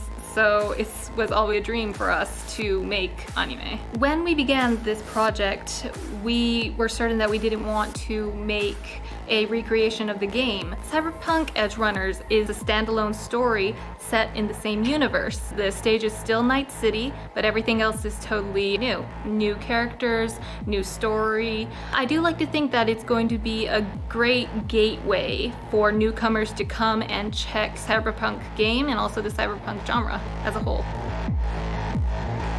Right now we're in Nakano, which is one of the biggest anime meccas of the world. I'm going to take you to Studio Trigger right now because we have the wonderful opportunity to talk to the dream team that will be bringing you this anime. こんにちは。トリガーの代表取締役の大塚です。監督の今石です。キャラクターデザインを担当する吉成です。ゲームのサイバーパンクのファンの方、今回初めて触れる方両方に満足していただけるようにアニメを作るつもりです。よろしくお願いします。今回はそのサイバーパンクという僕らが10代の、一ファンにしか過ぎなかった頃に生まれたジャンル、そういうジャンルのものをまた、時代が何周もして作れるというのが非常に楽しみです。トリガーも10年ということで、監督に今井氏、キャラクターデザインに吉成という、トリガーの最強の布陣で、トリガー10周年にふさわしい作品にしていきたいと思います。お楽しみに。Wow. Netflix nailed. Now it's time to show you some Jeez. gameplay of Braindance. This is a feature that you'll experience when you play Cyberpunk 2077. Braindance is essentially a recording of somebody else's experience. It allows you to relive their sense of sight, smell, touch, and even hearing, all thanks to a special device. After the gameplay, I will be welcoming back Pavel Sasko, and we'll also be joined by Patrick Mills, our senior quest designer and all-round lore master, who will be helping to answer your questions and give you some explanation on how you'll be interacting with Braindance when you play Cyberpunk 2077. So, let's take a look. Plan simple. Do nothing odd. Don't get creative. You go in, snatch the cash, get out, and we sell the BD to those psycho freaks from the studio. Got it. And remember, everything on full blast. They'll spot us extra for a wicked adrenaline high. Okay, on you go.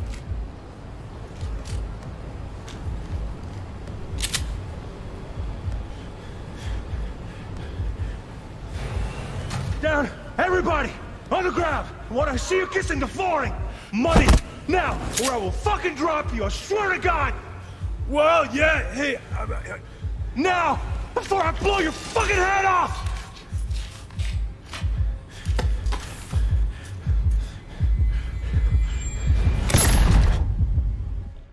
Ah!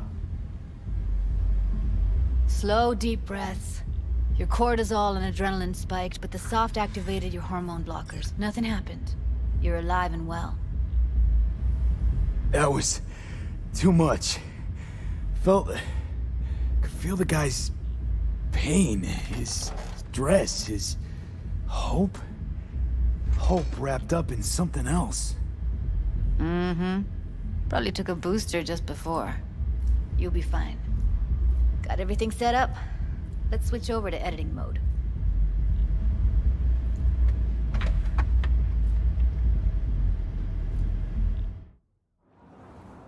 I'll sever the link to the BD Roller's sensory array. You'll be able to look around freely. Whole scene's yours.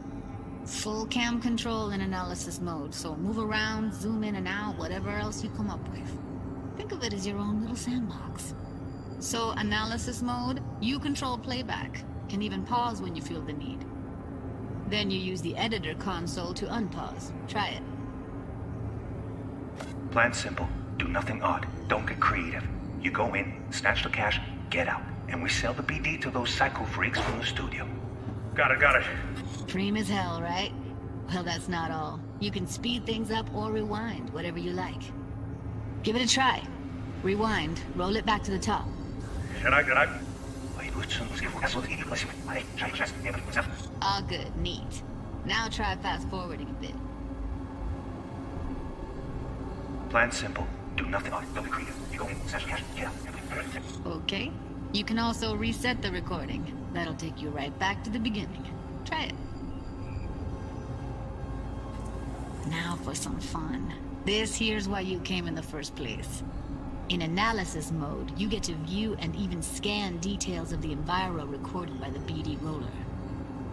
Focus on the heat, the gun this gonk gets from his buddy at the beginning. Now scan it. Plan simple. Do nothing odd. Don't get creative. You go in, snatch the cash, get out, and we sell the BD to those psycho freaks from the studio. And remember, okay, right here. Excellent. Let's move on. Now heads up. In analysis mode, you can ferret out background noise and conversations if the roller got close enough. This tech records everything, every little detail, even the sights and sounds the roller was never aware of. To see the sources of the recorded sensory signals, switch to the audio layer in the editor. Go ahead and try that now. Okay, good. Now you should see several sound signatures in the store. Choose one and hone in on it. pack of 6, case of Brosif, and a couple of zappers. Okay. We have a deal today on 2 flavors. Cuddy and So this is like Batman. So, any thoughts? Unbelievable. Seriously, like what's happening right next to me. Yeah, it's how BD recording implants work. They pick up everything, all the elements in the background. Then an editor tweaks them, makes them pop. Keep playing with the sound, explore it a bit. We'll move on when you get bored. Wanna see you kissing the flooring? Money! Now! Sometimes you can analyze extra layers in the raw, stuff the roller's cyberware picked up. Like what? Ev's got Kiroshi optics that grab infrared, meaning you should be able to grab heat signatures from her recording. Huh. Hella nice. Scanning works on peeps, too. Walk up to the wounded chick. Try scanning her. Alright, next thing. Scroll forward to the part where our artist gets a lead injection. Or I will fucking drop you, I swear to God! Well, now, fucking head off!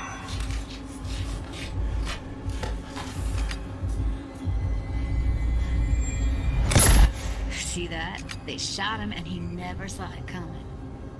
But you will. Here it comes. My favorite part of the game. See the blinking thing over the entrance? Surveillance cam. Must have caught our shooter. You'll see in a sec. Cam feeds to the screen behind the clerk. Roll back to where the screen's in the kid's field of vision, then scan it.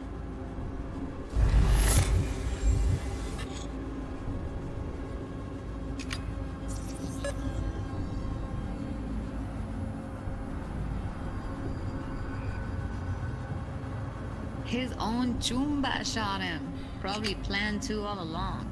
Must have got a nice slice of cred on the black market for a BD like this. BD freaks are ready to pay a preem for a real flatline. Anyway, if you've seen enough, you can exit. Wow. The guy killed the other guy just for the footage of the murder. Impressive, right? It's too That's bad most of the fucked up. BDs we do here are only good for flogging the log. So braindance is a pretty big part of the Cyberpunk universe. It's not just something used for adult films. There is an awful lot to it. And there's 2 sides I'd really like you guys to help me explore. First is the lore, so how this actually fits into the universe. And then there's the gameplay side, so how players will be interacting with it. So Patrick, could you tell us more about the lore of braindance? I would love to. So in the world of Cyberpunk 2077, braindance was invented way back in the early 2000s at UC Santa Cruz. It was developed as a way of recording a person's experiences and then playing them back for someone else so that they could relive them as though it was happening to them. It was originally used for things like therapy and prisoner rehabilitation, but by 2077 it's become this global media industry, including things like movies, mass entertainment, things like that, video games, some interactive things, and of course adult fare as well. Now in our game we deal a lot with black brain dances, or XBDs as we call them, and there are different types of those, but the one that you saw in the trailer just there was a flatliner. Now that's where the person recording it actually dies during the recording, and it's popular with sort of an illicit kind of a thrill, but a mercenary can also use them for various things, and you'll see that in the game, of course. And from the gameplay perspective, we have been working a lot throughout last years trying to figure out the best way how to use the braindance in the game as a mechanics. So what we have settled on is this braindance editor mode. As a player, you will be able to run the braindance in the editor mode and see different clues that have been registered on the peripheral of given actor. Now, as a player, you can slide on the timeline of that recording, back and forth, trying to uncover different clues. And that clues are actually telling a story in the game. So, as a player, you will run different investigations that will lead you to different mysteries, and you will uncover them actually using that braindance as a mechanics in the game. So, as Pavel was saying, we use braindance as a storytelling tool. It's not a collectible. It's not something where you're going to go in and you're going to play it and you're going to be like, I've seen this before.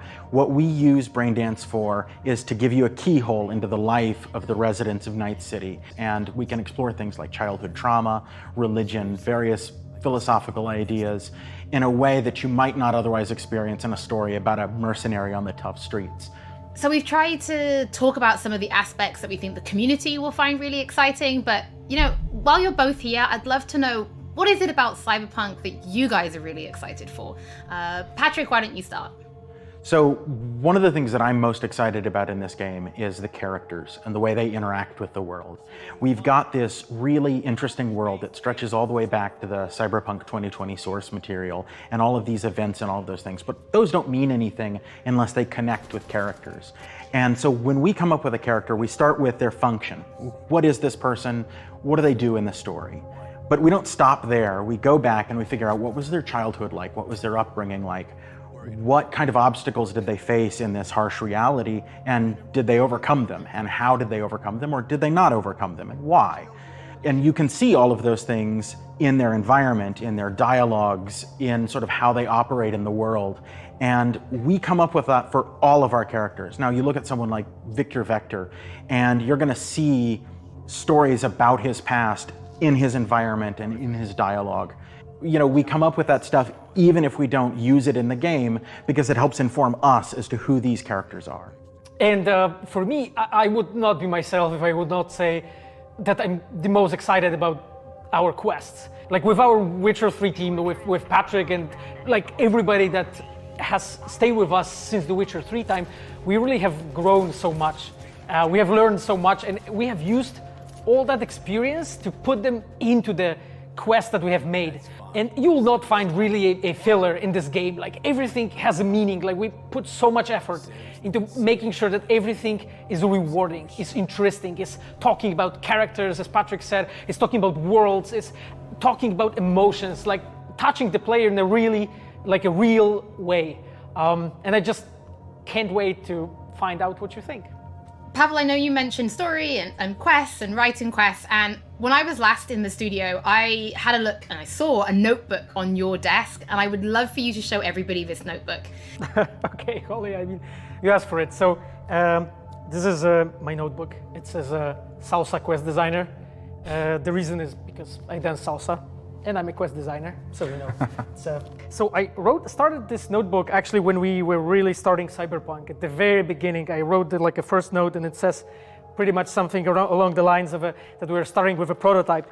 And then, I kept on basically noting things that we've been working on for like next years. I remember once when our concept artists actually approached me, and they said that they want to take a look on my notebook. And I was like, what for actually? And they took some pictures, and they told me, because we are looking for a reference material for notes of a psychopathic killer. You may find maybe some of my notes in the game. Pavel and Patrick, thank you so much for joining me. I'm pretty lucky because I have read some of the stories that you and the team have written for Braindance, and I'm pretty excited for people to discover them. But before we do finish today's episode, there is just one more thing we'd like to talk about. Earlier in this episode, I mentioned that media have been getting hands-on with the opening of Cyberpunk 2077, and they should be posting their impressions right about now. And if you missed anything from today's episode, don't worry, we'll be uploading everything to our channels very soon. And finally, on behalf of everybody at CD Projekt Red, we just want to say thank you so much for joining us for this, the very first episode of Night City Wire. But don't worry, we'll be back with episode 2 in just a few weeks. So, we shall see you soon. Alright, you heard it, lady. So in a few weeks, we're gonna have another stream for Cyberpunk Wire episode 2. Well... Damn, man, that was... I don't know. That was sort of beyond expectations, actually. I have no idea what they had 200,000 people watching this on Twitch. Wow. Yeah, absolutely. I'm gonna live stream episode 2. I'm gonna live stream everything possible. Wow. Hey everyone, welcome back. Oh, there's this guy now. Let's see what this guy has to say. We have got a lot to talk about. Mostly because what time is it? 9:25. I think this guy played the game. Can I say this yet? they said it. People have played the game. People have played the game. I've played the game. So I know a lot. I have a lot of answers for you. If you're saying to yourself, I have a lot of questions, hopefully and when Philip joins me, we can talk about those. Philip is the senior quest designer for Cyberpunk, and so we're going to get crazy with it. We have a bunch of things we want to talk about. As you can see, we have, Twitch polls, Twitch chat, if you're over there. I see you right now. I know, right, Effie? Away. Jesus Christ, I got so hyped for the trailer gameplay. But if you have questions or thoughts, by all means, I would love to hear what you think. I was a little bit skeptical, to be honest. Especially with the latest delay. But that gameplay was way better than I was hoping for, honestly.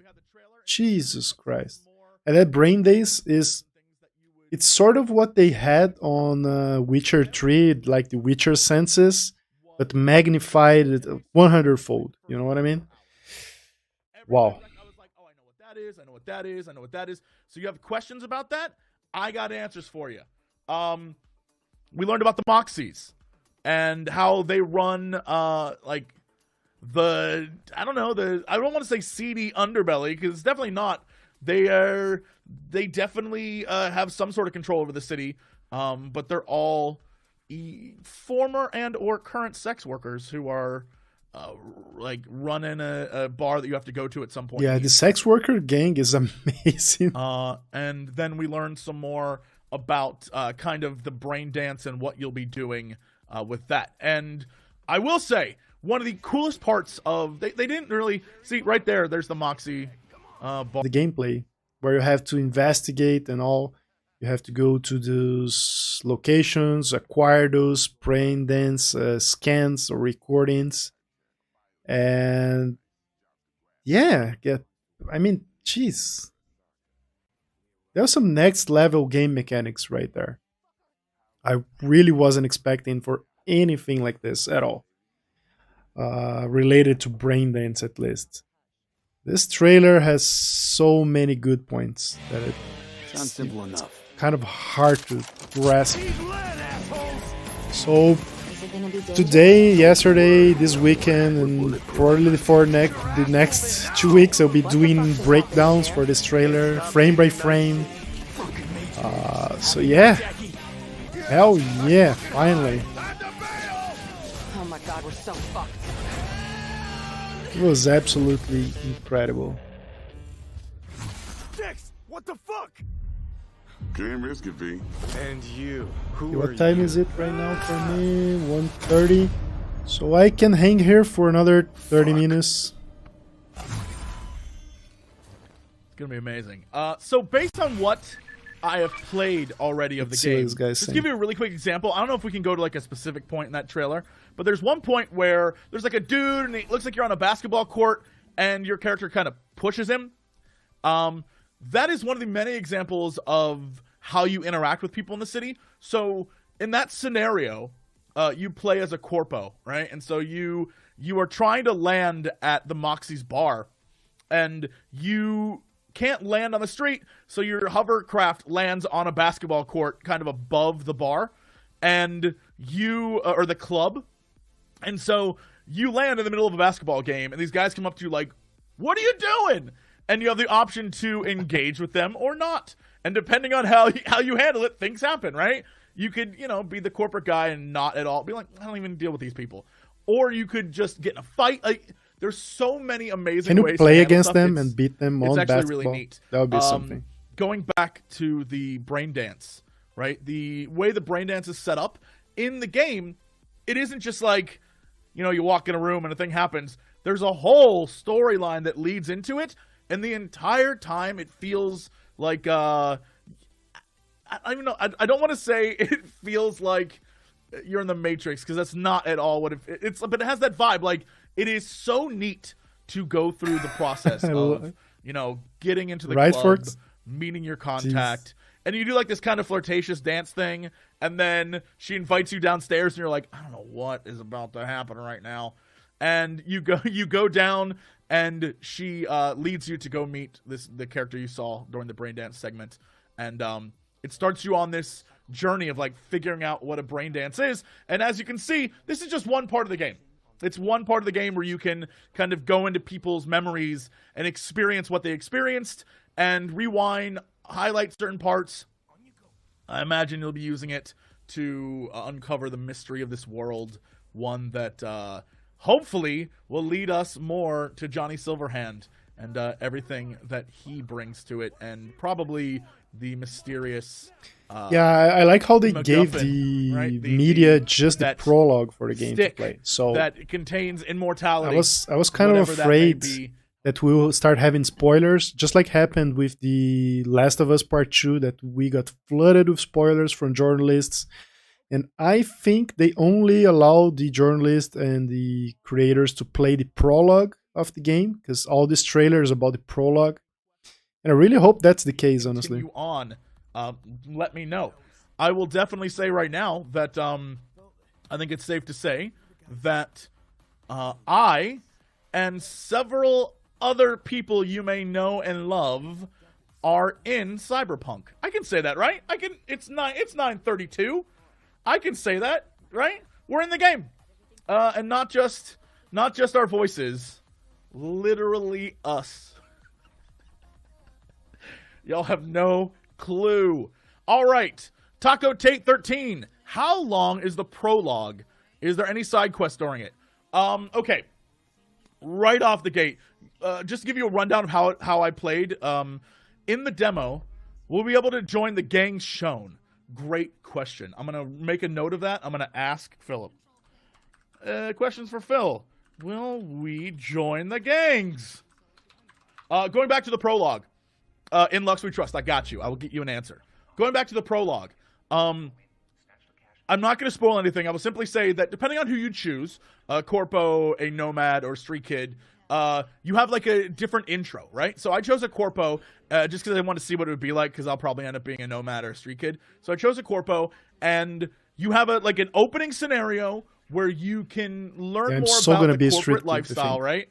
And then what happens is something happens, right? Something occurs, and you and your friend Jackie have to make a big score.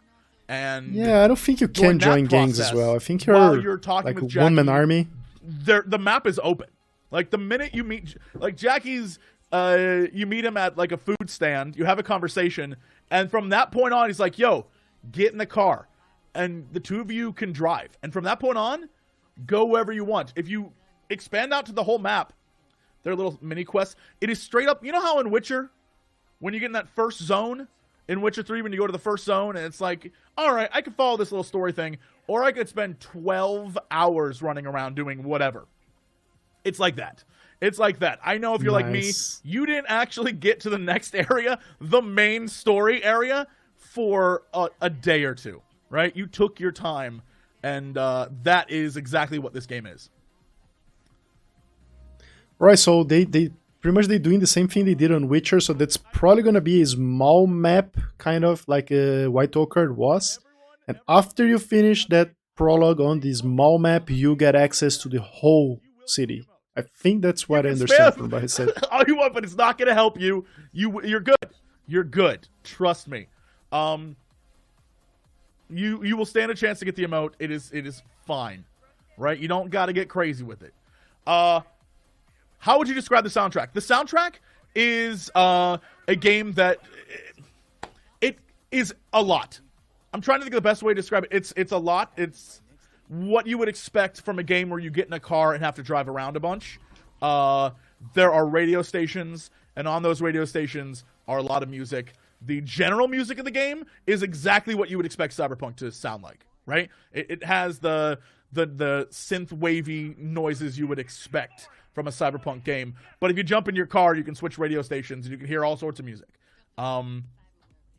Is it different genres? Yes, there are different genres. I think the only genre I didn't hear was country, but who knows? Maybe there's future country in the game. I don't know. I don't know what future country songs would be like, but they could be there. I don't know. Is there any level of car customization?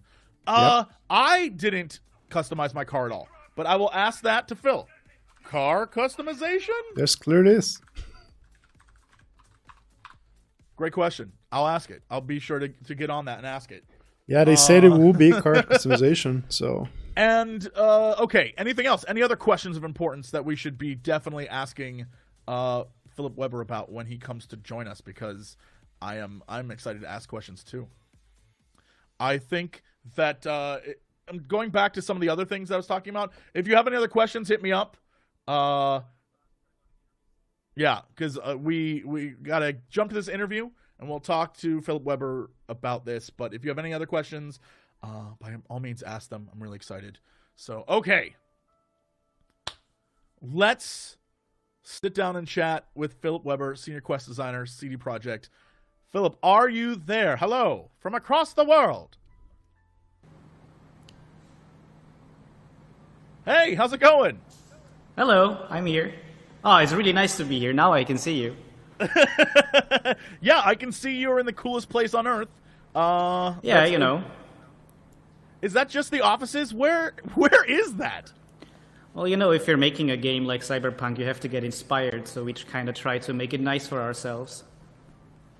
I can see that. I'm inspired. I wish I lived in a world like that. It's the that place is I've not ever seen. chroma key. It's Okay. actually a We have a physical lot of questions, place. a lot of things Wow. to talk about. I want to get these out of the way right now because chat had these questions going into this. When it comes to different gangs, will we be able to join those gangs?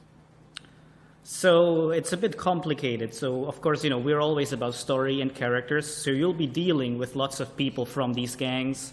So as an example, people who watched our gameplay demo from 2 years ago, they might remember Royce or Dum Dum, people that are belonging to the gang called Maelstrom.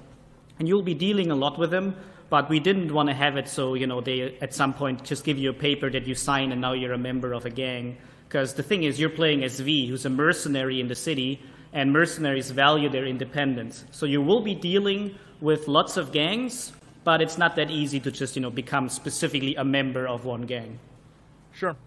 Can you go into, again, just talking about customization? I know one of the questions that we had from chat was car customization. Can you customize your car in any way? But just in general, can you go into customization? Because when I played it, one of the things I noticed from... I can talk about all the customization things now, right? It's like after 9:30 here on the West Coast. All right. Y'all, from the minute you get in the game, I spent 45 minutes customizing a character. I didn't have that much time. I wasted it customizing a character. There's so many options. From the get-go, you can customize everything. And I mean everything. And you're probably saying to yourself, Jesse, everything? Everything can be customizable. Wink. So there's like a ton to do there up front. And then as you go through the game, from weapons to clothing to augments for those weapons and clothing anyone? to hats, face masks, everything that you can make about your V is customizable. How in depth is that? Because there's a lot there, and I only scratched the surface. Honestly, I would say it is really in depth. Like, we're always saying, you know, Cyberpunk, we want to make a true, proper RPG of the future. And part of that is we want to give you as much freedom as possible. So, you know, you can create a character that looks exactly like you want him to look like. You can choose your body, you can choose your voice, you can choose details like piercings, scars, how your body looks like. So we want to offer a lot of stuff up front. But then the thing is, since we're making an RPG, we also want to offer a lot for fans of RPGs. So of course, you know, at the start of the game, you'll be able to choose your base attributes that you can then build upon throughout the game. And I can go into a little bit of detail there when it comes to how deep it goes. So Sure, as an yeah, example, I'm sure we'd love to hear. Yes, yes. All right. So as an example, you have your intelligence attribute. And that, as an example, would help you a lot with, let's say, net running. So if you want to play a really good hacker. So you can, of course, get that attribute. But then within that attribute, you have perks.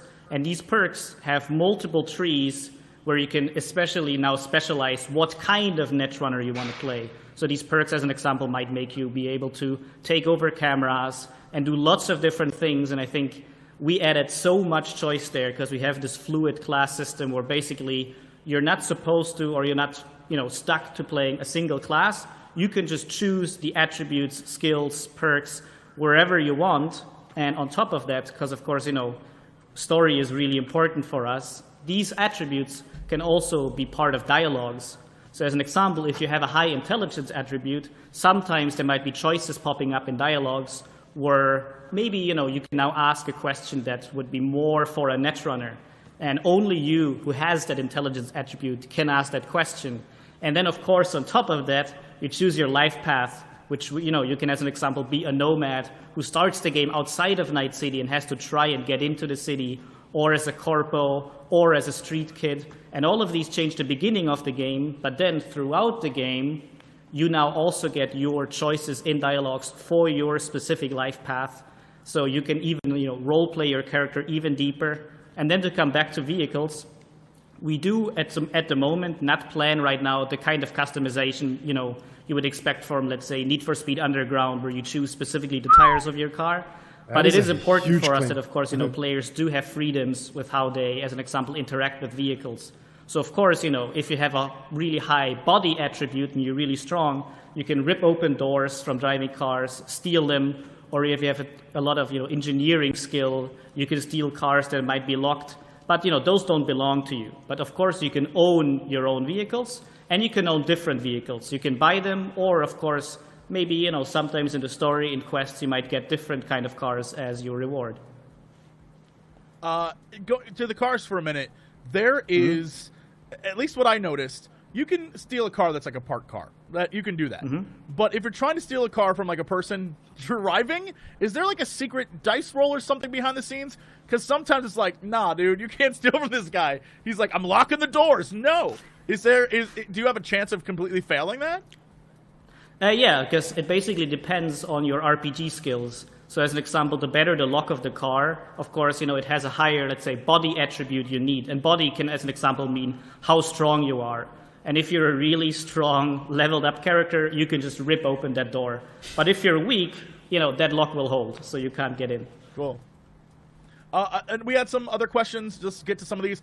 Are there pets in the game? Can I have a pet when I play this? Please, Cyberdogo. So at the moment, we're not planning to have pets, because the thing is, this actually has a big story reason. So not without revealing too much, animals are actually quite rare in the world of Cyberpunk. So there's actually a few dialogues where they talk about, birds were the first ones to go. So this is actually part of the story that only, let's say, the rich, like the super rich in Night City, can even afford to have pets, and they're like a pretty expensive commodity. Cool.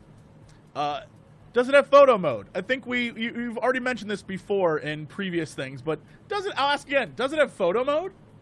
Yes, absolutely. Cyberpunk has a photo mode. Because, of course, we're saying with our customization and with the way that you can customize your character, with the way that you can use gear, because, of course, I really hope you can go get third cool person to t-shirts, take jackets, screenshots at least. sunglasses, I know you whatever cannot you can make your play in third character person, look the way you want. but I wish We you could kind of go also want you to be DPP able for to show off your screenshots. character. So that's why a really robust and cool photo mode was really important for us. What about flight vehicles, or vehicles that are not specifically cars on the ground? So there are vehicles like that in the game. They're called AVs. And again, they're actually only for the super upper echelon of people in Night City. So you, as a mercenary, you will not be able to fly them yourself. But it might be possible that as part of stories, you might be riding sometimes in some of those AVs. Cool. Yeah, the next question is, how vertical is the game? Like, how much verticality is there? When we see these tall buildings. Having played it, I don't know the extent, and so I'm going to rely on you for this, but having played through it, that was one of my first questions too. I kept seeing all the tall buildings. I kept seeing, like, all these examples of massive skyscrapers in trailers and in previous footage, and was like, all right, but is it just a thing that's there, right? Is it just background stuff? So I spent a lot of time walking around inside of buildings, and I will simply say, it appears from what I saw that you can walk in every single one of them to a limit, because sometimes they're like, I'm sorry, you're not allowed in. But yeah, I have to ask you, can you just go to the top floor of every single one of these?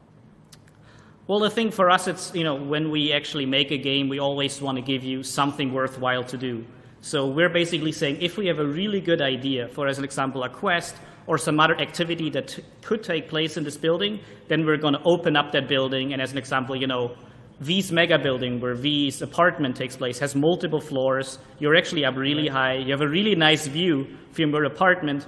But we don't want to open up just every single building in Night City, because then you'd just, enter a million apartments with nothing to do, and you just get confused. Because for us, it's more important to really, if we actually lead you somewhere, there should actually be something really interesting to find. But, suffice to say, there's still lots and lots of buildings and interiors that you can get into, and of course also really high ones. Yeah, and much like The Witcher, for example, the maps had, as you can see on the screen right now, here's some of the worst sections. This is a really nice screenshot. On the map, when you like scroll out on the map, you can see exclamation points and question marks, very similar to Wild Hunt, and you can travel around and just discover things. And from what I found, it seems like all of them have purpose in expanding upon the world. They aren't just like, you found a random guy who's going to give you like an item, right? They all add to the story in some way, and I thought that was fascinating. And so designing these quests and going through, what was the goal in making all of these? Because there's a lot, and it didn't seem to me like any of them were fluff. So, like, how did you sit down to try and go through all this stuff and come up with a way to tell this story through all those different quests that are there? So as an example, as a quest designer, I can talk about how we filled the world with these, smaller side quests that maybe sometimes you'd only take 5 or 10 minutes.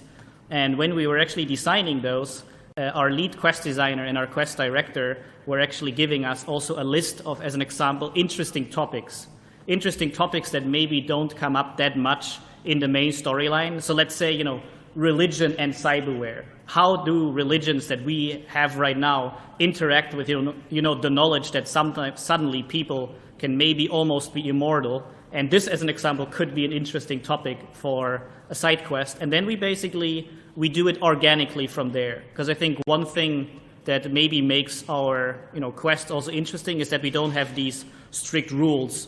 This is what a quest needs to be. This is where it has to be. It has to have 1.5 combat encounters. We actually try to make it really natural, to really say, okay, is this a story worth telling? Is this something interesting? Does this say something about the world or about the characters? And if all of that is yes, and of course then if it's also fun to play, then this is a quest we want to do. And I think this is kind of how we approach all the content in Night City. So essentially everything you do should kind of tell you a little bit about the city. I love this. There is a question right now, can we customize the voice?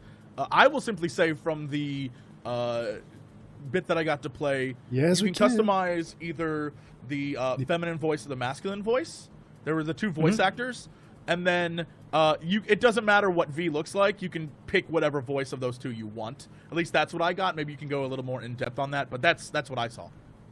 Yeah, exactly, as you said, because we said we do want for you to have the freedom to create the character you want to create, and that basically includes that you can choose the body you want to have, and then you can also choose the voice you want to have for that body, just so you can basically have the experience of playing exactly the character, exactly the V that you want to play as. Sure. Another question. Does the character origin choice, Street Kid, etc., have an actual big impact? When I played as a Corpo, just to see what the Corpo life was like, the intro scenario, like I described earlier, you land on a basketball court and you sort of go in through the roof into the club, and that's where your scene starts. Later on, when you go back to that club and you have to go through the main entrance, you can use your Corpo attitude and essentially be like, I've been here before, I know how this works, and you don't have to deal with the Moxies, and you're like, nah, I'm right. So you can use that swagger that you have as a Corpo player, and you will get dialogue options. It will change events over the course of the game. So I imagine for those who played, a Nomad or a Street Kid, they would have similar different choices and added scenarios, and things would change based on who they were and their objectives. But yeah, if I screwed anything up, let me know. No, it's exactly as you said. So as an example, the game starts in a completely different place. You're a completely different character. So without spoiling too much, because I don't want to take away from the experience, as a nomad, you don't start in Night City. You start outside of Night City, outside of the borders, because Night City is actually in the future an independent city-state. So you actually first have to get through the border into Night City, and this is how you start the game. And as an example, as a street kid, you're already, you're known in the city. You start in Haywood. You start in a bar. And talking about bars, Banan, could you help me out a second? And basically, it was really important for us while Banan Has works. he been back there this entire time? Of course. We've been working on that joke. All right, yeah. But yeah, where was I? So basically, it was really important for us to not just say, okay, this changes the beginning of the game. We really wanted to say, this is important for the rest of the game. So from the start to the end, you will have these choices. So as an example, we also tried to keep it natural. So if there will be a quest where you work more closely with, let's say, the higher echelon of Night City, so you might attend a board meeting, of course then someone who has a corporate background might have some additional choices there. Or if I have to work with one of the nomad clans in the Badlands outside of Night City, then someone who comes from a nomad background, understands their traditions, understands what it's about, and then of course has different choices. And sometimes this might just be for role-playing. Sometimes it's just a nice thing you can say, but other times it can actually have consequences, and it can influence how the quest and how the story progresses. So we always want to give you something new and something unexpected. Cool. So one more question we have is, can you steal gears and stuff from inside shops and use them? What I experience is that the shop system and buying and selling seem very Wild Huntish, in that there were the two sides of the screen, and you could sell and see what they had, and you could see how much money they had to spend on things. When you scan the world, there's things you can pick up and steal. But I'll leave this question to you, because you definitely know. Is there anything that you can sort of like steal from a shopkeep, or borrow from one of the various hackers out there?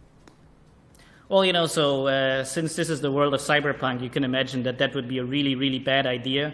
So if you remember our initial gameplay trailer, I guess there was someone trying to steal stuff and he was just shot dead. So we actually we didn't want to give you that option for now. And we really wanted to make shops something really convenient for you, where you can just buy and sell your gear. Because the thing is, if you would now suddenly kill every shop owner while stealing, then there's no shop owners left. So, we try to keep this as convenient as possible for you. And, part of that is, of course, also features from Wild Hunt moving into Cyberpunk. So as an example, if I see gear that I want to buy, let's say a gun, then I can, of course, I immediately see comparison to the guns I currently have. So we just try to make the shops, really useful for you. Sure. Is there player housing? Is another question. And borrow. Yes? Like how you think, SK?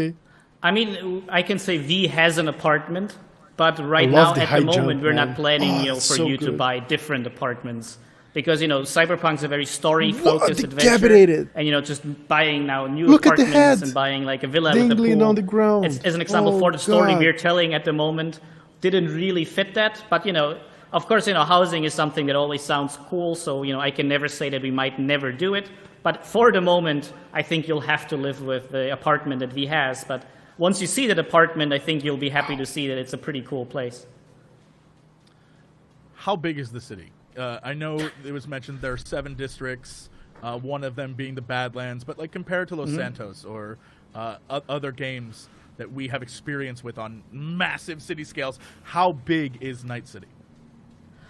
I think we don't have an exact comparison, because we never put someone in to measure the square meters.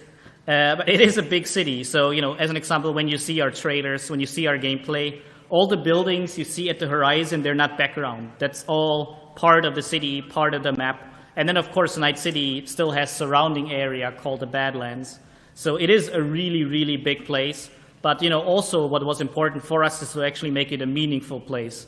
So everywhere you go, actually, it's something interesting. You don't just, run around for 5 minutes with just finding the same buildings. our art team actually did a really, really amazing job planning the city. And as an example, to compare it to The Witcher Wild Hunt, where you had, as an example, the landscape of Velen, you had Novigrad, Skellige, these different countrysides. This is also kind of how we wanted to have our city districts appear. So they are very distinct. You can really feel like if I'm in Japantown, I know I'm in Japantown. If I'm in North Oaks, where, let's say the rich people of Night City live, where they have their villas and where it's green and there's palm trees, it's really a very different feeling from being in Watson, where, there's, let's say, Maelstrom gang shooting up some joint at the side of the road. So it was really, really important for us to have this big city, this really big place to explore. That's, of course, also why you have cars. But everywhere you go, it's really thought through. And I'm still amazed by our art team. Like a while ago, one evening when I was just, getting ready to stop work, I was just starting the game and I walked through Kabuki, which used to be a Japanese part of the city, but actually a lot of Chinese inhabitants moved in. So you can actually see these different cultures actually shape this part of the town. Yep, and I just that's walked true, through SK. and it was raining. And I saw, the They already neon say that lights, we will not and there were have people on any the side Witcher talking to me. camos And I on spent this game, 40 but I minutes still have hope. just walking, let's say, in like this 2% of the whole city. So I actually think people will be able to explore a lot in our game. Yeah, you realize how big the city is when you get out of a car and just walk through it, because there's so much to see and so many alleys and so many living, breathing people walking around and just going about their lives. It's wild. When it comes to attributes, we have another question. Can you reset them? Or can you reset your skills so we can try different styles of play? Yes, of course. This is, of course, part, again, of why we want to give you that much freedom. And, of course, this freedom is that you can't, you can always reskill your character. Because, as I said before, we want to give you that fluid class system that actually gives you this power of experimentation. So as an example, if you want to play someone who's more like a cyber ninja, if you're really good with melee fights, if you want to use katanas, if you want to have a double jump or, dash in the air, you can do that. But maybe sometimes I would actually now prefer to just try out a little bit more hacking. And then we don't want you to have to start a new game. So you can actually do that. Yeah, it's neat to go through and try the different things. I learned that I really enjoy hacking cameras, hacking people, Doing great, and then doing great. watching them What blow about you, man? themselves up. It's truly a joy to not do anything and watch chaos happen. Someone in chat was asking, while you're going around the city, can you just get in general trouble? Yeah, you can do all sorts of things that will get you in trouble. So yeah, we have another question. What's the money system, the economy like? Can you talk more about eddies and how that all works? Yeah, so basically, in the future of Cyberpunk 2077, there's a new kind of currency, which is the euro dollar, and you're mostly paying with that. In the past, let's say, without going super deep into world building, there have been many, many issues with, the economy collapsing. So actually, an interesting thing is that in Cyberpunk, people use cash a lot. So if you actually play the game, you'll see lots of cash going around. Of course, people, for convenience, they can also pay with other means. So sometimes, as an example, if you do a quest for someone, they'll pay you directly without having to do anything. You'll just see their eyes glow in blue, and suddenly you have a money transfer. So you do have these different systems, right? But people in the future of 2077 are very careful with how they use their money. So cash is still a very important factor. But if I can only have think it actually 13, plays I a role in the know I have the storyline, best I 13 in believe, the is the world. difference between, So like, thank you for being bank around, account man. money and physical currency. Yeah, I actually have a really nice anecdote about that at the beginning in this corporate prologue, you get a load of cash, and the quest designer responsible Thank for you. it just decided, okay, it'll be $5,000. But actually, someone from QA checked how much money is on these specific bills, and he said, actually, this would be way more than $5,000. So then, together with the quest designer, they went ahead and did the math. They said, okay, how thick is this money? And they Nice. actually checked, okay, how much money would that have to be? And I think then it was like 48,000 euro dollars. So, you can see, detail is very important for us. Yes, yes. Speaking of which, speaking of details, last question. Those guys are the Collaborations best. with other games or Easter eggs within this. Will we find anything? Will we see a... Hey, welcome, Maki. like a a time traveling Siri flying around? Like what do you got for us? Well, anything I would say now would basically be spoiling the experience. And I think the nice thing about Easter eggs is that you find them yourself. But we did hide some nice things in there, some nice things you can find. As an example, you said earlier that you're in the game, and we went to very big lengths to really make your body. So the quest is about a very specific body part of yours. It's a very interesting story, a very moving story. So Night City is a very dark and gritty place, and it's important for us to show that. But the thing is, humor is still a part of this world, because if no one's ever having fun, then what is it about? So we want to have a really realistic place, and sometimes people can also be funny. So we also want to have some more funny things on the side as well. Yeah, if you see a guy who looks like me in the game, please help him. Please help him out. Yes. Yes. Philip, thank you so much for joining us and sitting down to talk with us about Cyberpunk 2077. I think we're all really looking forward to it, and this was great. This was a great deep dive into The Wire. So thank you. Mm-hmm. Thank you for being with us. Thank you. It was a lot of fun. Thanks for the great questions, everyone. Yeah. Thank you, chat. That is it for us. Thank you. All right, all for and coming I'm out gonna and wrap hanging this out up as and, well. Deep diving into the world of Cyberpunk 2077. Not sure if this guy's gonna keep going on this, but you can check Twitch for that. So yeah, if you missed anything, just scroll back. Just go back to the live stream. Just go rewatch it.